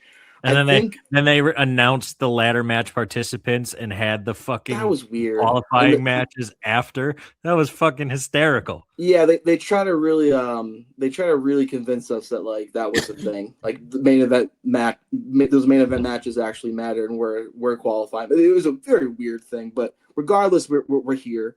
To me, this is like you got to crown Javon Evans' ass. Like he is the most popular guy in this match. That is my pick. However, I think there'd be a lot of good stuff to come out of a Penta win too, where he retains and really shows like I'm about this life. I can challenge 5 guys to a ladder match and then retain my title. I even saw some kind of betting graphic from some shady sports book on Instagram, and take it for a grain of salt because all that stuff's fugazi. But Penta is like a pretty heavy favorite, which I was like, And what do they know? We've seen him in one ladder match in WWE, and that was Money in the Bank. So you don't really get to see. There are some spots in Money in the Bank, but it's not like a true ladder match because it's more about the story versus anything. You motherfuckers don't know what's coming to you with Penta in a ladder match. I'm looking straight down the camera. That motherfucker's a demon. You want to see fucking Zero Fear, Sierra Miedo? Penta Obscuro is coming on fucking Sunday, and you guys are going to fucking see some shit. And I think Penta is going to win and retain. You got me convinced, man. Yeah, I'm feeling Penta too. I'm not gonna lie, but I'm also like I'm hyped for Javon. In any case, it's going to be a big match for Javon. Javon's going to have a big show in this match, regardless. I'm not. Part of me wants to believe in Rusev yet. It'll be this match is taking place on Rusev Day, in case we forget. I have your Rusev Day, by the way. Oh yeah. Cheers. Lest we forget. Cheers to Rusev Day. It's also on 6/7 though.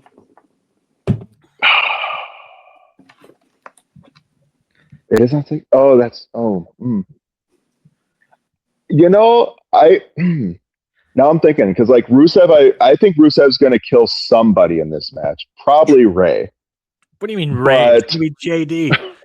Yeah, or JD.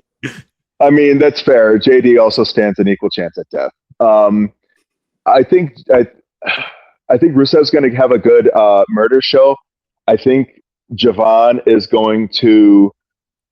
Javon is like you're saying is Jimmy is like my strong second. I would love it for him to win because people were clamoring for him. Moment. Yeah, he's going to get his, and I've kind of said he's like the Jeff Hardy of this generation in many ways. But I feel like people had clamored. Would he be the youngest IC champ if he were to win? I don't know. I don't even know that he would. He would beat Jeff's record. Would it be Jeff's? Oh, well, that'd be fucking poetic, eh? And a kind of good reason to do it. A name that has been mentioned yet, and I think it's injustice. Dragon Lee. Dragon Lee is the dark horse. Oh yeah, Dragon Lee's in this. Dragon Lee's in this match. Top 2 are he has wings. It's also National Dragon Awareness Month. I wasn't aware of this, but now I certainly am. Thank you, Jimmy. The 2 guys that are like the front runners are easily Penta and Javon. Dragon Lee is 100% the dark horse because they're not going to put it on Ray. It doesn't make sense to put it on Ray. No. I could see them maybe putting it on Rusev, and JD is just there to be the bump guy. As much as I love JD McDonough fucking is great, but his head is going to get even bigger from bumping so much. So throws off the equilibrium when he gets that high up. Just I will say I did have somewhat of a thought during predictions during the podcast earlier today, where it's like I have no faith in JD winning that match. Does that give me faith that he could win that match? Because I have no faith. It's like the Matt Cardona, Zack Ryder effect ladder match WrestleMania, where the guy you think probably has no chance of winning wins. It would be kind of sick. And JD's good enough wrestler to deserve it. The thing with Ryder at 32, which is like the one of the 2 good moments at that Mania, is like Ryder was still like super over at that time because he was fucking Zack Ryder, Matt Cardona. In a baby face, yeah. JD McDonough is given his flowers because he wrestled with a punctured lung, and like but he's not like he's popular with the hardcore fans, but he's not popular with the casual. There's one viral sign that's like I'm like the one JD McDonough fan or something like that. Some shit went viral a few weeks. That it was really. I think it was actually on a Stash Club quiz, if I'm not mistaken. But I'm also a fan of him too, though. I will say. Oh, I love JD. Yeah. He's fucking great. Super underrated. No chance to win this match. No, not at all. No. He's number 6 of 6, and it's not particularly close. Hey, good for Rusev though. I'm putting him at number 4 if I'm ranking him, because I think Ray is the number 5, because they could give it to him, but he doesn't. There's no point to. Surgery 5 times in one knee. Yeah, hopefully those stem cells did something for him. What I assume is Jimmy's most anticipated match: Jade Cargill versus Rhea Ripley. I wish the build was better. It deserved better. I wish someone basically didn't have Jobber Boo face the entire time, because that's what seemingly it's felt like. I feel like there's been a very one-sided in terms of effort into putting a WrestleMania feud together in many ways from one side. And I'm not going to say names. I'm not going to say which side that is, but people might say I'm biased towards one side, and maybe so. But it would be nice if both women were trying the hardest. That's fair. No, it's a fair argument. Like, I don't know if I disagree. Like, it's definitely. I will say this: the best thing about this build-up, Jade has baddies again. She needed. Yes, has elevated them, which I think has been a good thing. And I'm kind of doing the tongue-in-cheek thing. I it's been a very okay build, but the baddie shield I think is definitely a good thing for Jade. And for this, when this match was announced, and I think the world of Rhea Ripley, I truly do, and I'm very biased towards Jade for various reasons. I've always been a big fan of her since her first match in AEW. For me, though, just the fact that Jade really needs this win to me, man. Like, Rhea's already a built star. Jade's undefeated at Mania. There's to me a million reasons why Jade should win, and I don't think it's for sure going to happen. I think, she is the underdog. But to me, she has to win, man. It means the world to me. I'm so biased. There's no chance I could pick Rhea just off my heart, but I really don't know. Like, I'm leaning Rhea. I am. I think it's like 60-40. There's one match that I think is closer to me personally for like which way I'm leaning, which is flipping on a dime as we speak, but like I could see it going both ways, but I think, and this is not on Jade's fault, her reign hasn't been great, but every time she had a title defense lined up, the person got hurt. Like, how is it? Just put somebody else in that fucking position. And depending on the call-ups from Mania, especially if we get Fatal Influence as a group called up, then the SmackDown division will start to get healthier and healthier. That's one thing I'll say. Like, crowning Rhea as the new champion officially makes her a person on SmackDown, which famously Jade in that promo, which didn't land too well. Her big line, you're not even a person on SmackDown. Which freaking she wanted to say the F-bomb, but she has too much class, so she didn't. So she said, "Oh, sure, yeah, Pat McAfee." Exactly. Some people aren't allowed to say the big swear words. If she said the fuck word. Exactly. If she said that word, it would have delivered. But the energy was there because Rhea Ripley isn't a person on SmackDown. If she wins the title, she for sure kind of goes to SmackDown, and I think that's kind of what is somewhat needed for that division. I will admit. Yeah. I also have fantasy booked. I think this would be a good realization for Rhea to be like, oh, you ain't top bitch no more. You couldn't beat Jade Cargill. Maybe take it out on your love interest who's completely distracted you, made you soft, and you've never beaten before, which is Io Sky. I could see Io Sky getting involved, and then Rhea kind of looking over being like, what have I become? I don't love you. I love my career, and maybe a heel turn there, because I would love to see Rhea and Io go at it. Sorry, I'm kind of talking too much, but no, I like that. I'm gonna stick with the Rhea win. Okay. But it's, like I said, it's about 60-40. Brandon, what are you thinking? I feel like giving Jade her baddies in this iteration has kind of given her reign a little bit of life. It's given a little bit extra shelf life. I think there's something to be said for them getting involved, and because they've already shown they can kind of fuck with her a bit, right? Like, they can hold her back while Jade's kicking the shit out of Io Sky somehow, some way, right? That was the best segment of this build.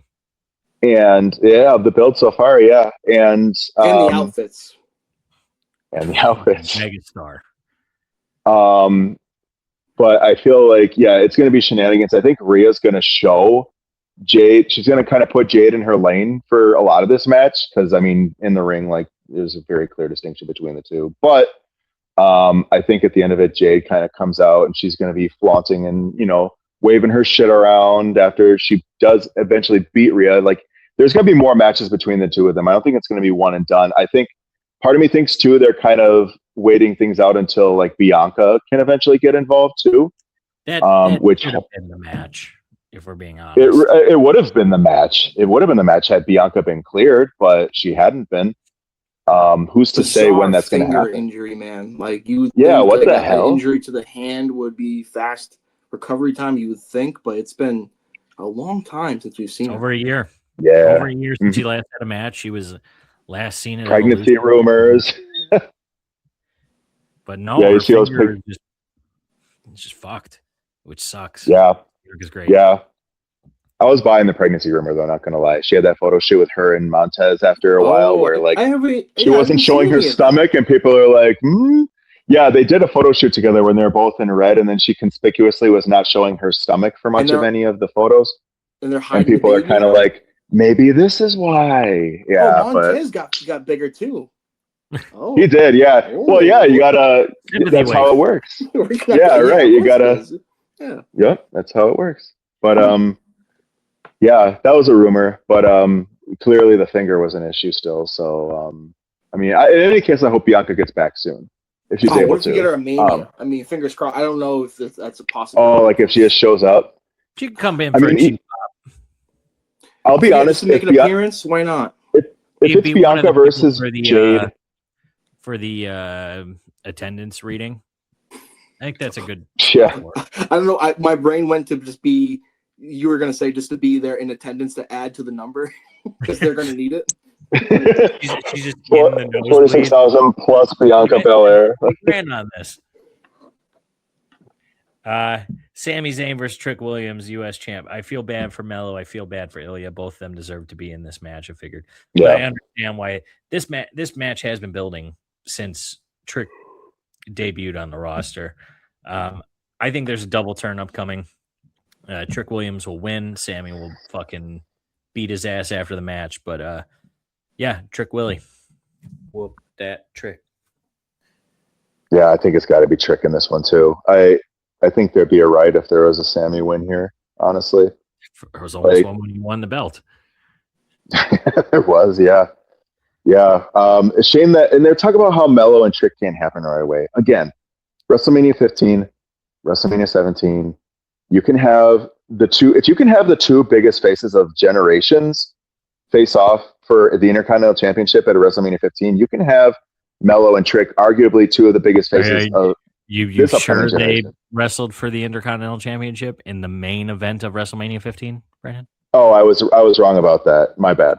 But I could have sworn they wrestled for that match. They wrestled for the Intercontinental Championship. Back then, yeah, that would have been nuts. Yeah, my bad. I put words in my own mouth. 90 or no, Survivor Series like 90. That's what I was thinking. It was a similar color scheme. That's probably what threw me off. But no, but you can put fucking Trick and Melo in the same match at Mania if it's for the U.S. title. Come on now. But yeah, that's coming up in the future. I do feel for Melo, but I also subscribe to the whole like not everybody can be on the card, and I'll save my riding gear for Io Sky, respectfully. But yeah, okay. Melo, I mean, he carried the division for over a year. I'd even say though, like even because this has been a thing of conversation for a lot of us fans, like this whole Melo thing, him being the main catalyst of that conversation is almost a plus, I would say. Though it's been, I think, back-to-back years he's missed Mania, so regardless of like, it's a big sign that the fans are like outcrying for him. Are behind him, yeah. Because I even say like a lot that actually helped him was like the majority of 2025 being buried. Like the fact that it took almost the full year to finally win the U.S. title at the end really was like that moment of like, finally, our guy finally did it. But again, we would like to see our guy. But regardless with Trick and Sammy, my co-host also has been fiending for the double turn. And I'm more so week day in day out have been kind of more of like, oh, that would rule. It really would. I will say though, because I'm picking Trick Williams for this match, just because I think like why not crown his ass, because he's been a massive mainstream star leading up to this, and he's been really a large part of something I've enjoyed in WWE. But would the double turn be more effective if a heel Sami Zayn cheats to win and retain the title, and you have the two guys, Mello and Trick, chasing the title after WrestleMania? A little bit, because maybe Sami cheats to win, which that would be like for me the definitive. Because let me ask you this, Pierce: how would you book the double turn itself? So Trick wins. He's celebrating. Simple, easy. Post-match attack. He puts out a hand, even though he's this braggadocious kind of dickhead. He's like, we went after it. We stole the show, Sami walks away and then just turns around, fucking clocks him in the back of the head. I don't hate it. Simple, I don't hate it. Easy. Yeah. I think cheating to win is probably the better option, though. Oh, it's a lot of heat, dude. I would generally be upset with Sami Zayn because for me, like I'm a big Sami Zayn guy, and I kind of think it's like a little messed up what happened on SmackDown. Like they were like, "Fuck you, Sami," and like he hasn't really officially turned heel yet. He put out that what was it? I think you should leave. Yeah, I think you should leave. I didn't do shit. I didn't do shit. So funny. All right, in the semi-main event, the Demon Finn Balor versus Dominic Mysterio. I think there's one way this match should go. Demon wins. Easy. If Demon loses, the Demon loses all credibility again. Should have been for the AAA title, but that's okay. No, it shouldn't have. You look good with that belt. You look great with that belt. It's not the argument here. Finn Balor is above that belt. Oh, it's a world. It's a that mega belt championship. Is for El Grande Americano. It'd be hard to justify El Grande losing to the Demon or Finn Balor. It'd be hard to justify El Grande beating Finn Balor instead of Dominic Mysterio. Right. Fair. It's hard. Well, I mean, he's facing the Demon, so that kind of. Yeah, the Demon needs a little bit of boost. Although I would like to see what the Demon would look like in AAA. I think that would be pretty fucking cool. With him, the Demon in AAA would be sick. White. Some Aztec shit. Oh, does Demonato still exist with the Demon around? He has to. You would think. It's like Layeska. I think so. It would just completely kill the Demon if he does that. Oh yeah, 100%. Pulls a little fucking Demonito out there. The one thing about this match, I think, Jimmy, I'm assuming you're picking Finn Balor as well. I'm picking Finn Balor. It's coughing bomb, hydrogen baby, Yeah. Why did they spoil it? Imagine, I actually have this sound. I don't know how this sounds. We're going to play this. This is live. We're going to see how this sounds. You imagine you hear that after Dominic Mysterio comes out and people lose their fucking minds because they're like, oh my God, it's the Demon. Instead, they spoil it going into Mania. Just quit fucking blowing your load fast, WWE. You guys swear that the biggest thing right now is the moment. You know what would have been a fucking moment? The return of the Demon. Yeah, I don't understand why they did that. I really don't. I don't think it sold any more extra tickets, and they really just. I guess it builds anticipation for when it does come out, but still, I'm right there with you, Pierce. You ruined a good surprise. And then in the main event of night 2, some may say the true main event. There's 2 main events. It's okay. What I think is the biggest match of this weekend besides Oba Brock, CM Punk versus Roman Reigns. In my eyes, this is the hardest match to call on this card. It could go either way. I'm like 51-49 at this point, but I wish the build was a little better because it started off so hot. But I guess, dead dads are fine, but dead dogs are not. So I blame the wife. I think the wife made it very clear. I don't want Larry's name on the TV no more, even though we sold names. Brother. Even though we sold names with the jacket, even though we have a Funko Pop made of him, Oh, don't talk about Larry, even though he's no longer with. I just think rules for thee, but not for me. I'm saying. On CVV, Drew McIntyre said he lost his cat, and he says the one thing he'll never make fun of Punk for. So maybe that's. Well, I don't understand. I feel like I've been on it because there was an interview with Punk. I think he did with Fightful, where he was going over the Paul Bear WrestleMania storyline where Paul Bear passes away in real life, and then Punk used it as heel heat. And he was talking about that. He's like, he made it very sure and clear when talking about that, and almost like on purpose he was talking about it to be like, I went to Percy's, wife, his daughter, Taker, like the boys in the back. Like he made sure it was cool with everyone that he was doing that. And him saying that to me was, okay, there's someone in his family, probably his wife who's working there now, probably not cool with, because again, he faced Braun Breaker because Larry passed away, and I get maybe not wanting to mention him right away because like ultimately I don't care, but like it would be a dig in some way. But the fact that he faced Braun Breaker, who barks for a living, and then faces the big dog Roman Reigns, Barks for a living, who barks for a living, and it had no reference to it. I don't know. That's weird. Yeah, but in my fantasy booking, armchair booking, the way you run the story to SummerSlam is that you have Roman beat Punk, and the person that beats him is Oba at SummerSlam, because it's going to be one face of the company passing the torch to another, because it's like when The Rock lost to Brock. It was the big star giving the belt, passing the torch to the next big thing. And Oba is the next big thing. And Roman can win it. I dislike that I'd have to have a part-time champion because I'm fucking sick and tired of part-time champions, because we did 10 years of it and I'm done with it. But I think everything is leading to a Roman win. So I could see a Punk win, and I'm Punk Mark number 1. He's my favorite wrestler of all time. But like, I think I don't see Roman losing 3 Manias in a row.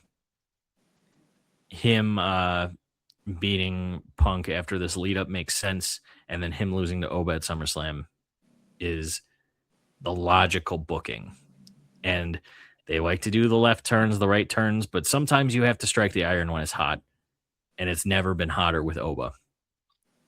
Like, this is the hottest prospect since Brock Lesnar. And every other time that somebody's gotten this hot, LA Knight, Ryback, fucking Cody at 39, they're like, you're going to have to wait a little bit. And I understand that waiting will make it taste better at some point, but I think you have to do it. So either way, I think Roman is winning this match. Jimmy, what are you thinking? I have to say, you putting that out there and laying that out makes me feel damn good about my decision of picking Roman Reigns to win this match. However, I'm going to be rooting for CM Punk. Yeah, I am too. Don't get me wrong. Yeah, of course. But like, it's jarring to me because this is still face versus face in a lot of ways.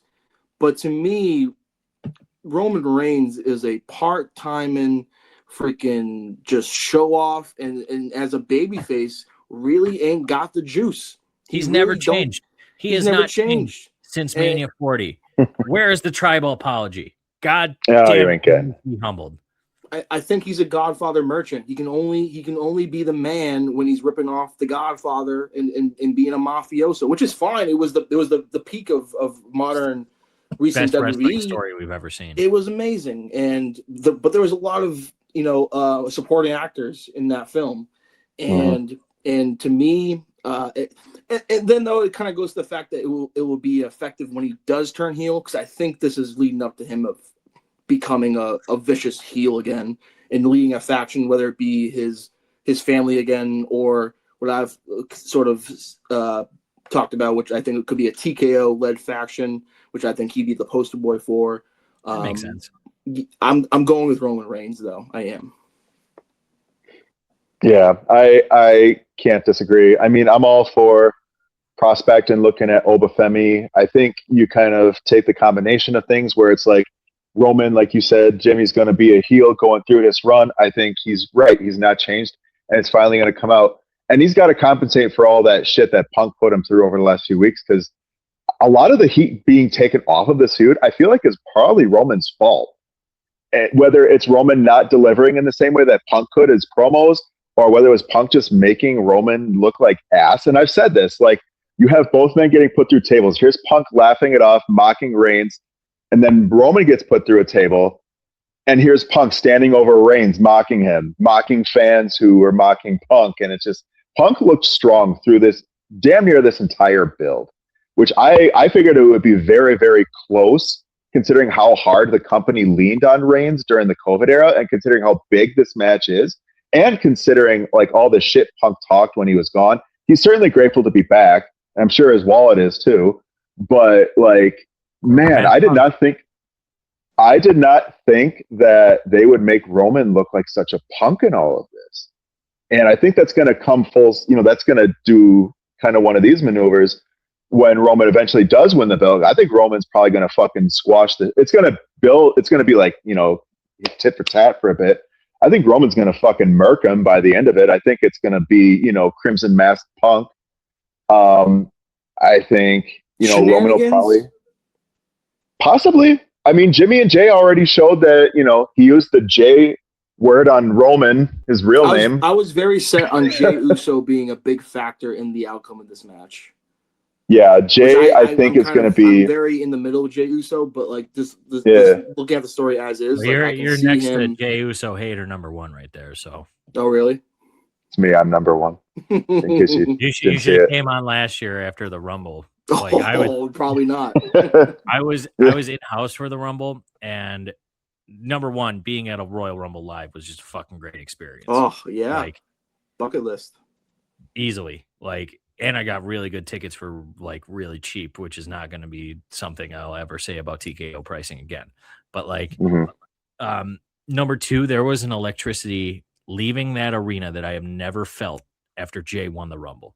Like, it was like, I was in house when Cody won the title, and that was fucking great, but that was more like elation. There was like excitement and electricity when Jay won the Rumble, and Roman and Brandon said that's on the par of Road Dogg winning the Rumble. I mean, that's what makes wrestling great, though. It really, I mean, just a catchphrase. Yeah. I could have seen Road Dogg. But Brandon, so we're all picking Roman is what we're hearing. Oh yeah, for sure. One's up for now. Unfortunately. So that does it for the Mania 42 predictions. To end the episode, we'll talk about our Mania bracket. Brandon, how'd the polls do last week? Well, I have a feeling that Wells. Let me adjust the old camera here. Shout out to Wells Mania, of course. Never been on that. Indiana. Try and get on it. It's a fucking blast. Little Indiana native there. A lot of Indiana natives coming in the podcast sphere. Probably all voted for this one. Because we had, we'll just start with this one since it's out there now. We had WrestleMania 8, WrestleMania 6. I am a bit partial to Ultimate Warrior personally.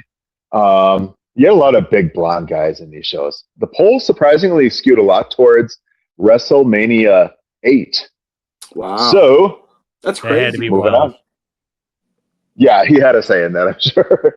He put Stone Pain up to something, I'm sure. Not at all surprising. Well, I shouldn't say that. Not at all surprising. In a sense, it's surprising. WrestleMania 3, 5. WrestleMania 5, which is like the first real, full, long-term, well-built story in WWE history. And then you have WrestleMania 3, which is, for lack of a better term, the immortal moment. Like, what's it was a showcase of the Immortals, yeah. And Steamboat. At the Silver Dome. And Steamboat Savage. Yup. So I think I go 5 though. I mean, yeah, there's a lot of it. There's a lot of good in 5, right? We talked about, Hulk and Mach. We talked about you got. I mean, that's kind of all I remember actually. So maybe I'm full of shit because you got Jake the Snake. Jake the Snake and Andre was fun. I can't say that probably Steamboat and Rude. Steamboat and Rude was not on that card. It was Ultimate Warrior and Rude. Oh, balls. That was my mistake. AI, man. This is what happens when you use ChatGPT. AI. They don't know anything about wrestling. It's crazy. Yeah. See, maybe that's why WrestleMania 3 won too. Is probably most true to par. But also Hogan Andre, also the immortal moment for the Hall of Fame this year. True. He slammed him. Slammed WrestleMania 5. All right, now here's the one. Here's the real thing. Did the Mania that should have won win here? I believe it did, Pierce, in WrestleMania 31 versus 28. The polls did not lie. WrestleMania 31. Well, you like Team Johnny versus Team Teddy? The less I hear about John Laurinaitis, the better. Oh, true. Good point. WrestleMania 30. In the certified genuine chat, we were talking about this. I thought this was going to be the closest matchup of this part of the bracket. This what is one? As tough as it could get. Wow. That's a tough one. Yeah, I mean WrestleMania 30, I was very partial to. I thought the end of the streak, there were a lot of people who were really hot on Brock, not being the right guy to end the streak. I thought he was at the time. Hot off his UFC career. Think about it. Like there were no other guys who could have been touted unbeatable the same way that Taker was at Mania, like Brock Lesnar. Brock Lesnar was unbeatable in just about any respect. Unless your take is he should have never lost, then I don't see how you could be really upset. The only person I think that genuinely would have like flourished by beating Taker would have been Bray Wyatt the next year. And that's assuming that Vince or anyone associated with him would have wanted to book Bray as strong as Taker was, right? Taker was one of Vince's boys through and through. Bray Wyatt, so right. So that's where the kind of the caveat would have been, right? If it was instead of I loved Cult Leader Bray, don't get me wrong, but if it was the Fiend Bray Wyatt beating the streak, I think there's an argument there. Well, but then think of how the Fiend was booked then too, right? After all is said and done, it comes down to Vince not knowing how to book this guy. Yeah, because like the initial few moments of the Fiend, not moments, like the first few, I guess, weeks, the first month. He was the hottest thing in wrestling. Even like the long tease of the Funhouse vignettes, so like in the symbolism, like I was so hooked and then so disappointed with the booking. And then you have the Firefly Funhouse, which is the best cinematic match of all time. And it's the most perfect cinematic match. And the follow-up of it is Bray Wyatt versus Braun Strowman in a swamp. Which I love both those guys. Braun's my boy. But like, yeah, it didn't work out. That story could have been so good, and they just fucked it. Tailor made. Yeah, I think I'm going 24 over 30. Really? I think I am too. I love 30. That was the first Mania I ever watched live, but I got to go 24. And like the Triple H Bryan match to start off is one of the best openers ever, but there's so much on 24 that's beyond good. So what the viewers say, Brandon, which won this match before we get into the... So by the look of things, let me refresh my paper that I scribbled on. Very close. Like it was very close. I think 30 won it by 1. Wow. Just one. It's hard to argue. But it was very close. Because what else besides the Bryan Evolution stuff on 30, the Taker Brock, Cena Bray good minus the ending. Cesaro the Shield killing the Attitude Era. The Shield with the triple double. Yep. 24. That's just me though. So what are we looking at for the Elite 8? Because now we're really into the nitty gritty of the Manias. Yeah, and this is where we're going to start talking, boys. So we are looking at, first of all, this is a hard press to be, not the clean sweep for WrestleMania 17 versus WrestleMania 19. First round of the Elite 8. I mean, this is the real finals. Yeah, I mean, it's very hard. Like, I've been trying to get 31 into the finals. I think that's up there with the top 3 Manias, but we'll get to that when we get to 31's next matchup. 19 through 23, I want to say. Oh, no, 24 were all like very solid WrestleManias. 25 was pretty solid too. So I don't want to get in too deep. We're about 2 hours in. I don't want to hold it. Jimmy's probably got normal person stuff tomorrow as well, and everything Stash Club in between. So let's kind of quick hits these before we call it an episode. Off of one moment and one moment alone, I'm picking X7 because there were no racists winning in X7 versus 19, where the racist did win. I mean, yeah, Triple H kind of shot himself in the foot with that one. Yeah, it's such a bad state of affairs when you're trying to think of which racist. Which racist won the match? Yeah. This is in wrestling. Well, history. technically, there were two racists that won the match because Hulk Hogan did win his match on that. I like to think I was like, oh, wait, Hulk Hogan was in this one, Hulk too. Hulk Hogan did win on 19. I was like, But which yeah, one are you talking about? But yeah, the little storyline one. Yeah, triple swastikas. Triple swastikas. I I mean, no matter how much I try and make a cool, contrarian take, there's 17 is 17. I'm 17. Should have got a little Fred Durst red cap on this one, too. Just to kind of give a little pop, But, yeah, Angle Benoit, dude. Let's see. Yeah, Austin. So AEW is going long today, it looks like. I guess spring break might be 2.5-hour show. Wow. Sting that makes sense. It's a special. Sting is in war paint, and he gave Darby He said he was done with that. What the fuck? He's done at conventions, but he's there to give Darby a pep talk. So. Oh, sure. Darby might win, dude. Darby might win. All right. So he said just to get through it so we can watch the match. 17-19. We're 17. Saying you boys are saying 17? I go 17. I might say 19. Very, very barely, but I must say 19. Ultimately, we put it to the people. So I want to put that out there. Everything we go over today. It's not a crazy take to say 19 over 17. It's not. No, it's not crazy. No, not at all. Razor thin. This is the matchup of the entire bracket. Yeah. Speaking of matchups for the bracket. Fuck, man. You were saying, but yeah, I'm always going to be biased towards this one. This is how I met you, Pierce. This is how I met you. Oh, Donnie's not here. I was going to say this is how I met you, Donnie, but you're not here. Hey, if we did not start this, we would have not met Jimmy. And Jimmy's our boy. You wouldn't have met Jimmy. Yep. It's all connected, man. But yeah, a lot of great matches there, a lot of great moments. Fuck, man. Like, but really? 39 has Rhea Charlotte and the triple threat, and Cody Roman won, and Bianca Austin Ross is like a underrated classic for just being so fun. Austin Theory and John Cena. That's a classic for you and you alone, Brandon.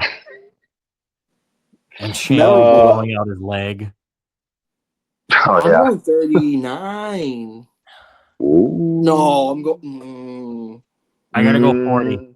I love 39. Dude, 39 is like top 4 Mania for me. Right here is where it's at. Like this would be. Oh no, I have to go. Oh, that's a goddamn match, is what that is. It's a goddamn match. In a throwaway Hell in a Cell match. Okay. Oh yeah. He's making up for this one this year. That's for sure. But yeah, there's goddamn 40. I'm picking 40. It's my first Mania I was at. The feeling that I had with Cody winning, I almost cried in-house. I was hugging people around me in the crowd that I had no idea who they were. I got to go for it. Jimmy. Putting it to the people, but I've never really thought about that before, comparing these two Manias and having to pick one.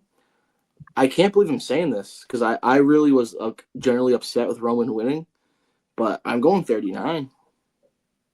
Wow. I mean, there's a lot of good quality in it, though. Just looking at one of the greatest, the amount of quality matches compared to 40 is amazing, but I think I'll go 39. That's fair. I mean, like I said, it all goes to the people, and this is where it starts to get really heated. On this side of the bracket, maybe not as much. I mean, unless your name is Kyle and you're from Indiana. WrestleMania 3 versus WrestleMania 8. We just were over on this side, but I don't think you need to talk about this much. There's a clear cut here, and it is 3 in my eyes. Jimmy, I think 3 as well. Yeah. Here's the biggest thing that detracts against Mania 8. Yes, it is the first appearance of legendary podcaster Wellsmania, but it also has a main event that's botched and ends in a DQ. Look at that sharp and it should have been Flair versus Hogan. Yeah, it was right there. Yeah. Fuck kidding me?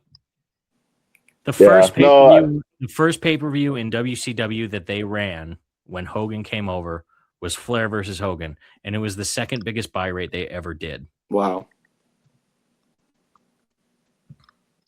Yeah, I think that's pretty clear cut, at least from my perspective. I'm with you boys on that one. This one, however, we were just kind of jumping around to this back to the side of the bracket again. I love WrestleMania 30, but WrestleMania 31 had arguably the worst build-up in WrestleMania history. The main event title match ends with a guy like the Raw before Mania is those two guys who are big fucking badasses having a fucking tug of war over the title. But then you get to WrestleMania 31. Daniel Bryan wins the title in an IC ladder match of fucking bangs. The greatest RKO of all time. You have The Rock and Ronda Rousey showing up. Undertaker versus Bray Wyatt's a lot of fun. Fucking Rusev comes in a tank that he fucked in. And then the greatest ending in WrestleMania history with the heist of the century and Roman and Brock's best match. The fans were shitting on it, but before Seth came in and really saved the day, that match was good. That match, it's their best match those two have. I understand SummerSlam 22, there was a fucking tractor involved, but like in a match where you look at it and you're like, this isn't going to be good. Those two guys fucking killed each other, ripped and killed each other, and it was just awesome. And then Seth comes in, saves the day. I think WWE had their like best moments or best WrestleMania moments where they were doing this countdown to the top 42. That was number 4. Yeah. So I in good conscience put 30 over 31. It's 31. 31, I think, is my favorite Mania. Yeah, I feel like I gotta give. Good. Yeah, I give 31. I feel like I love the Daniel Bryan run, but it's kind of like with Hogan, right? Like, you know, you kind of had everything building to the one match, whereas like 31 kind of had its own smatterings of stuff here and there, right? So I feel like 31 just slightly edges out for me. And I love 30 too. I love WrestleMania 30. You love WrestleMania 32, Brandon? I also as well. A hot take. In addition, all right, adjunctively. All right, the Elite 8 coming to you on Facebook and X and maybe TikTok and maybe YouTube for polling. So make sure to keep your eyes out, those of you watching, listening. And however it is you're consuming. Yeah. All right. There we go. That was the Mania predictions, the AEW Dynasty results, the Mania bracket. Jimmy, brother, long time coming. Thank you so much for joining. Pleasure's all mine. Yes, boys. Sir. Thank you. You are welcome on whenever. We will make this happen again. That. Absolutely, dude. We'll do it again. Let's try and get John on too. That way we could talk to him about his. He's his own guy. He's Hollywood. That you gotta pull some strings to get him, and I'm not Hollywood John. Unfortunately. I can't get that guy to repost anything of mine. We'll try and do like a tag team match, Ope-Eh versus Stash Club. That'd be. I'll FaceTime and trick him to be a guest on the show. I think that's our best bet. Like, oh, you motherfucker. That'd be hilarious. All right. Gotcha, bitch. Well, like I said, dude, thank you so much. Brandon, thank you. Anything else before I send us? So obviously we've got Mania coming up this weekend. It's gonna be something. It's gonna be a fucking but we are back next week with our results show with Plug-O and if he's available, maybe a certain third in the Ope-Eh 3-way. You know maybe what I'm Canadian. About here. Yeah, it's getting a little mapley up in this bitch. I hope so. Hopefully Ascends do good in the playoffs. They look like they got a berth. So crossing fingers for the Wild are in there too, so I'm not gonna say too much. But it'd be a good match. So Bruins are taking it. You think of the Bruins? You think they're the ones this year? I know they're the ones. Anything can happen in hockey, brother. 2019 was a fucky year. So that's why it's the best playoff sport. It is. You're absolutely right on that. Nothing beats playoff hockey. But yeah, Indiana boy Pluggo joining us for Wrestlemania results, as well as potentially one Canadian Canucky Maple Leaf Torontonian, along with a couple of Ontarionian. Because, like always, that's how this podcast started. 2 Wisconsinites and a Canadian. And Yingling. Specifically, is your favorite podcast, because this has been the Ope-Eh 3-way. Say and have a beer on us. We'll see you next time. Have a great night.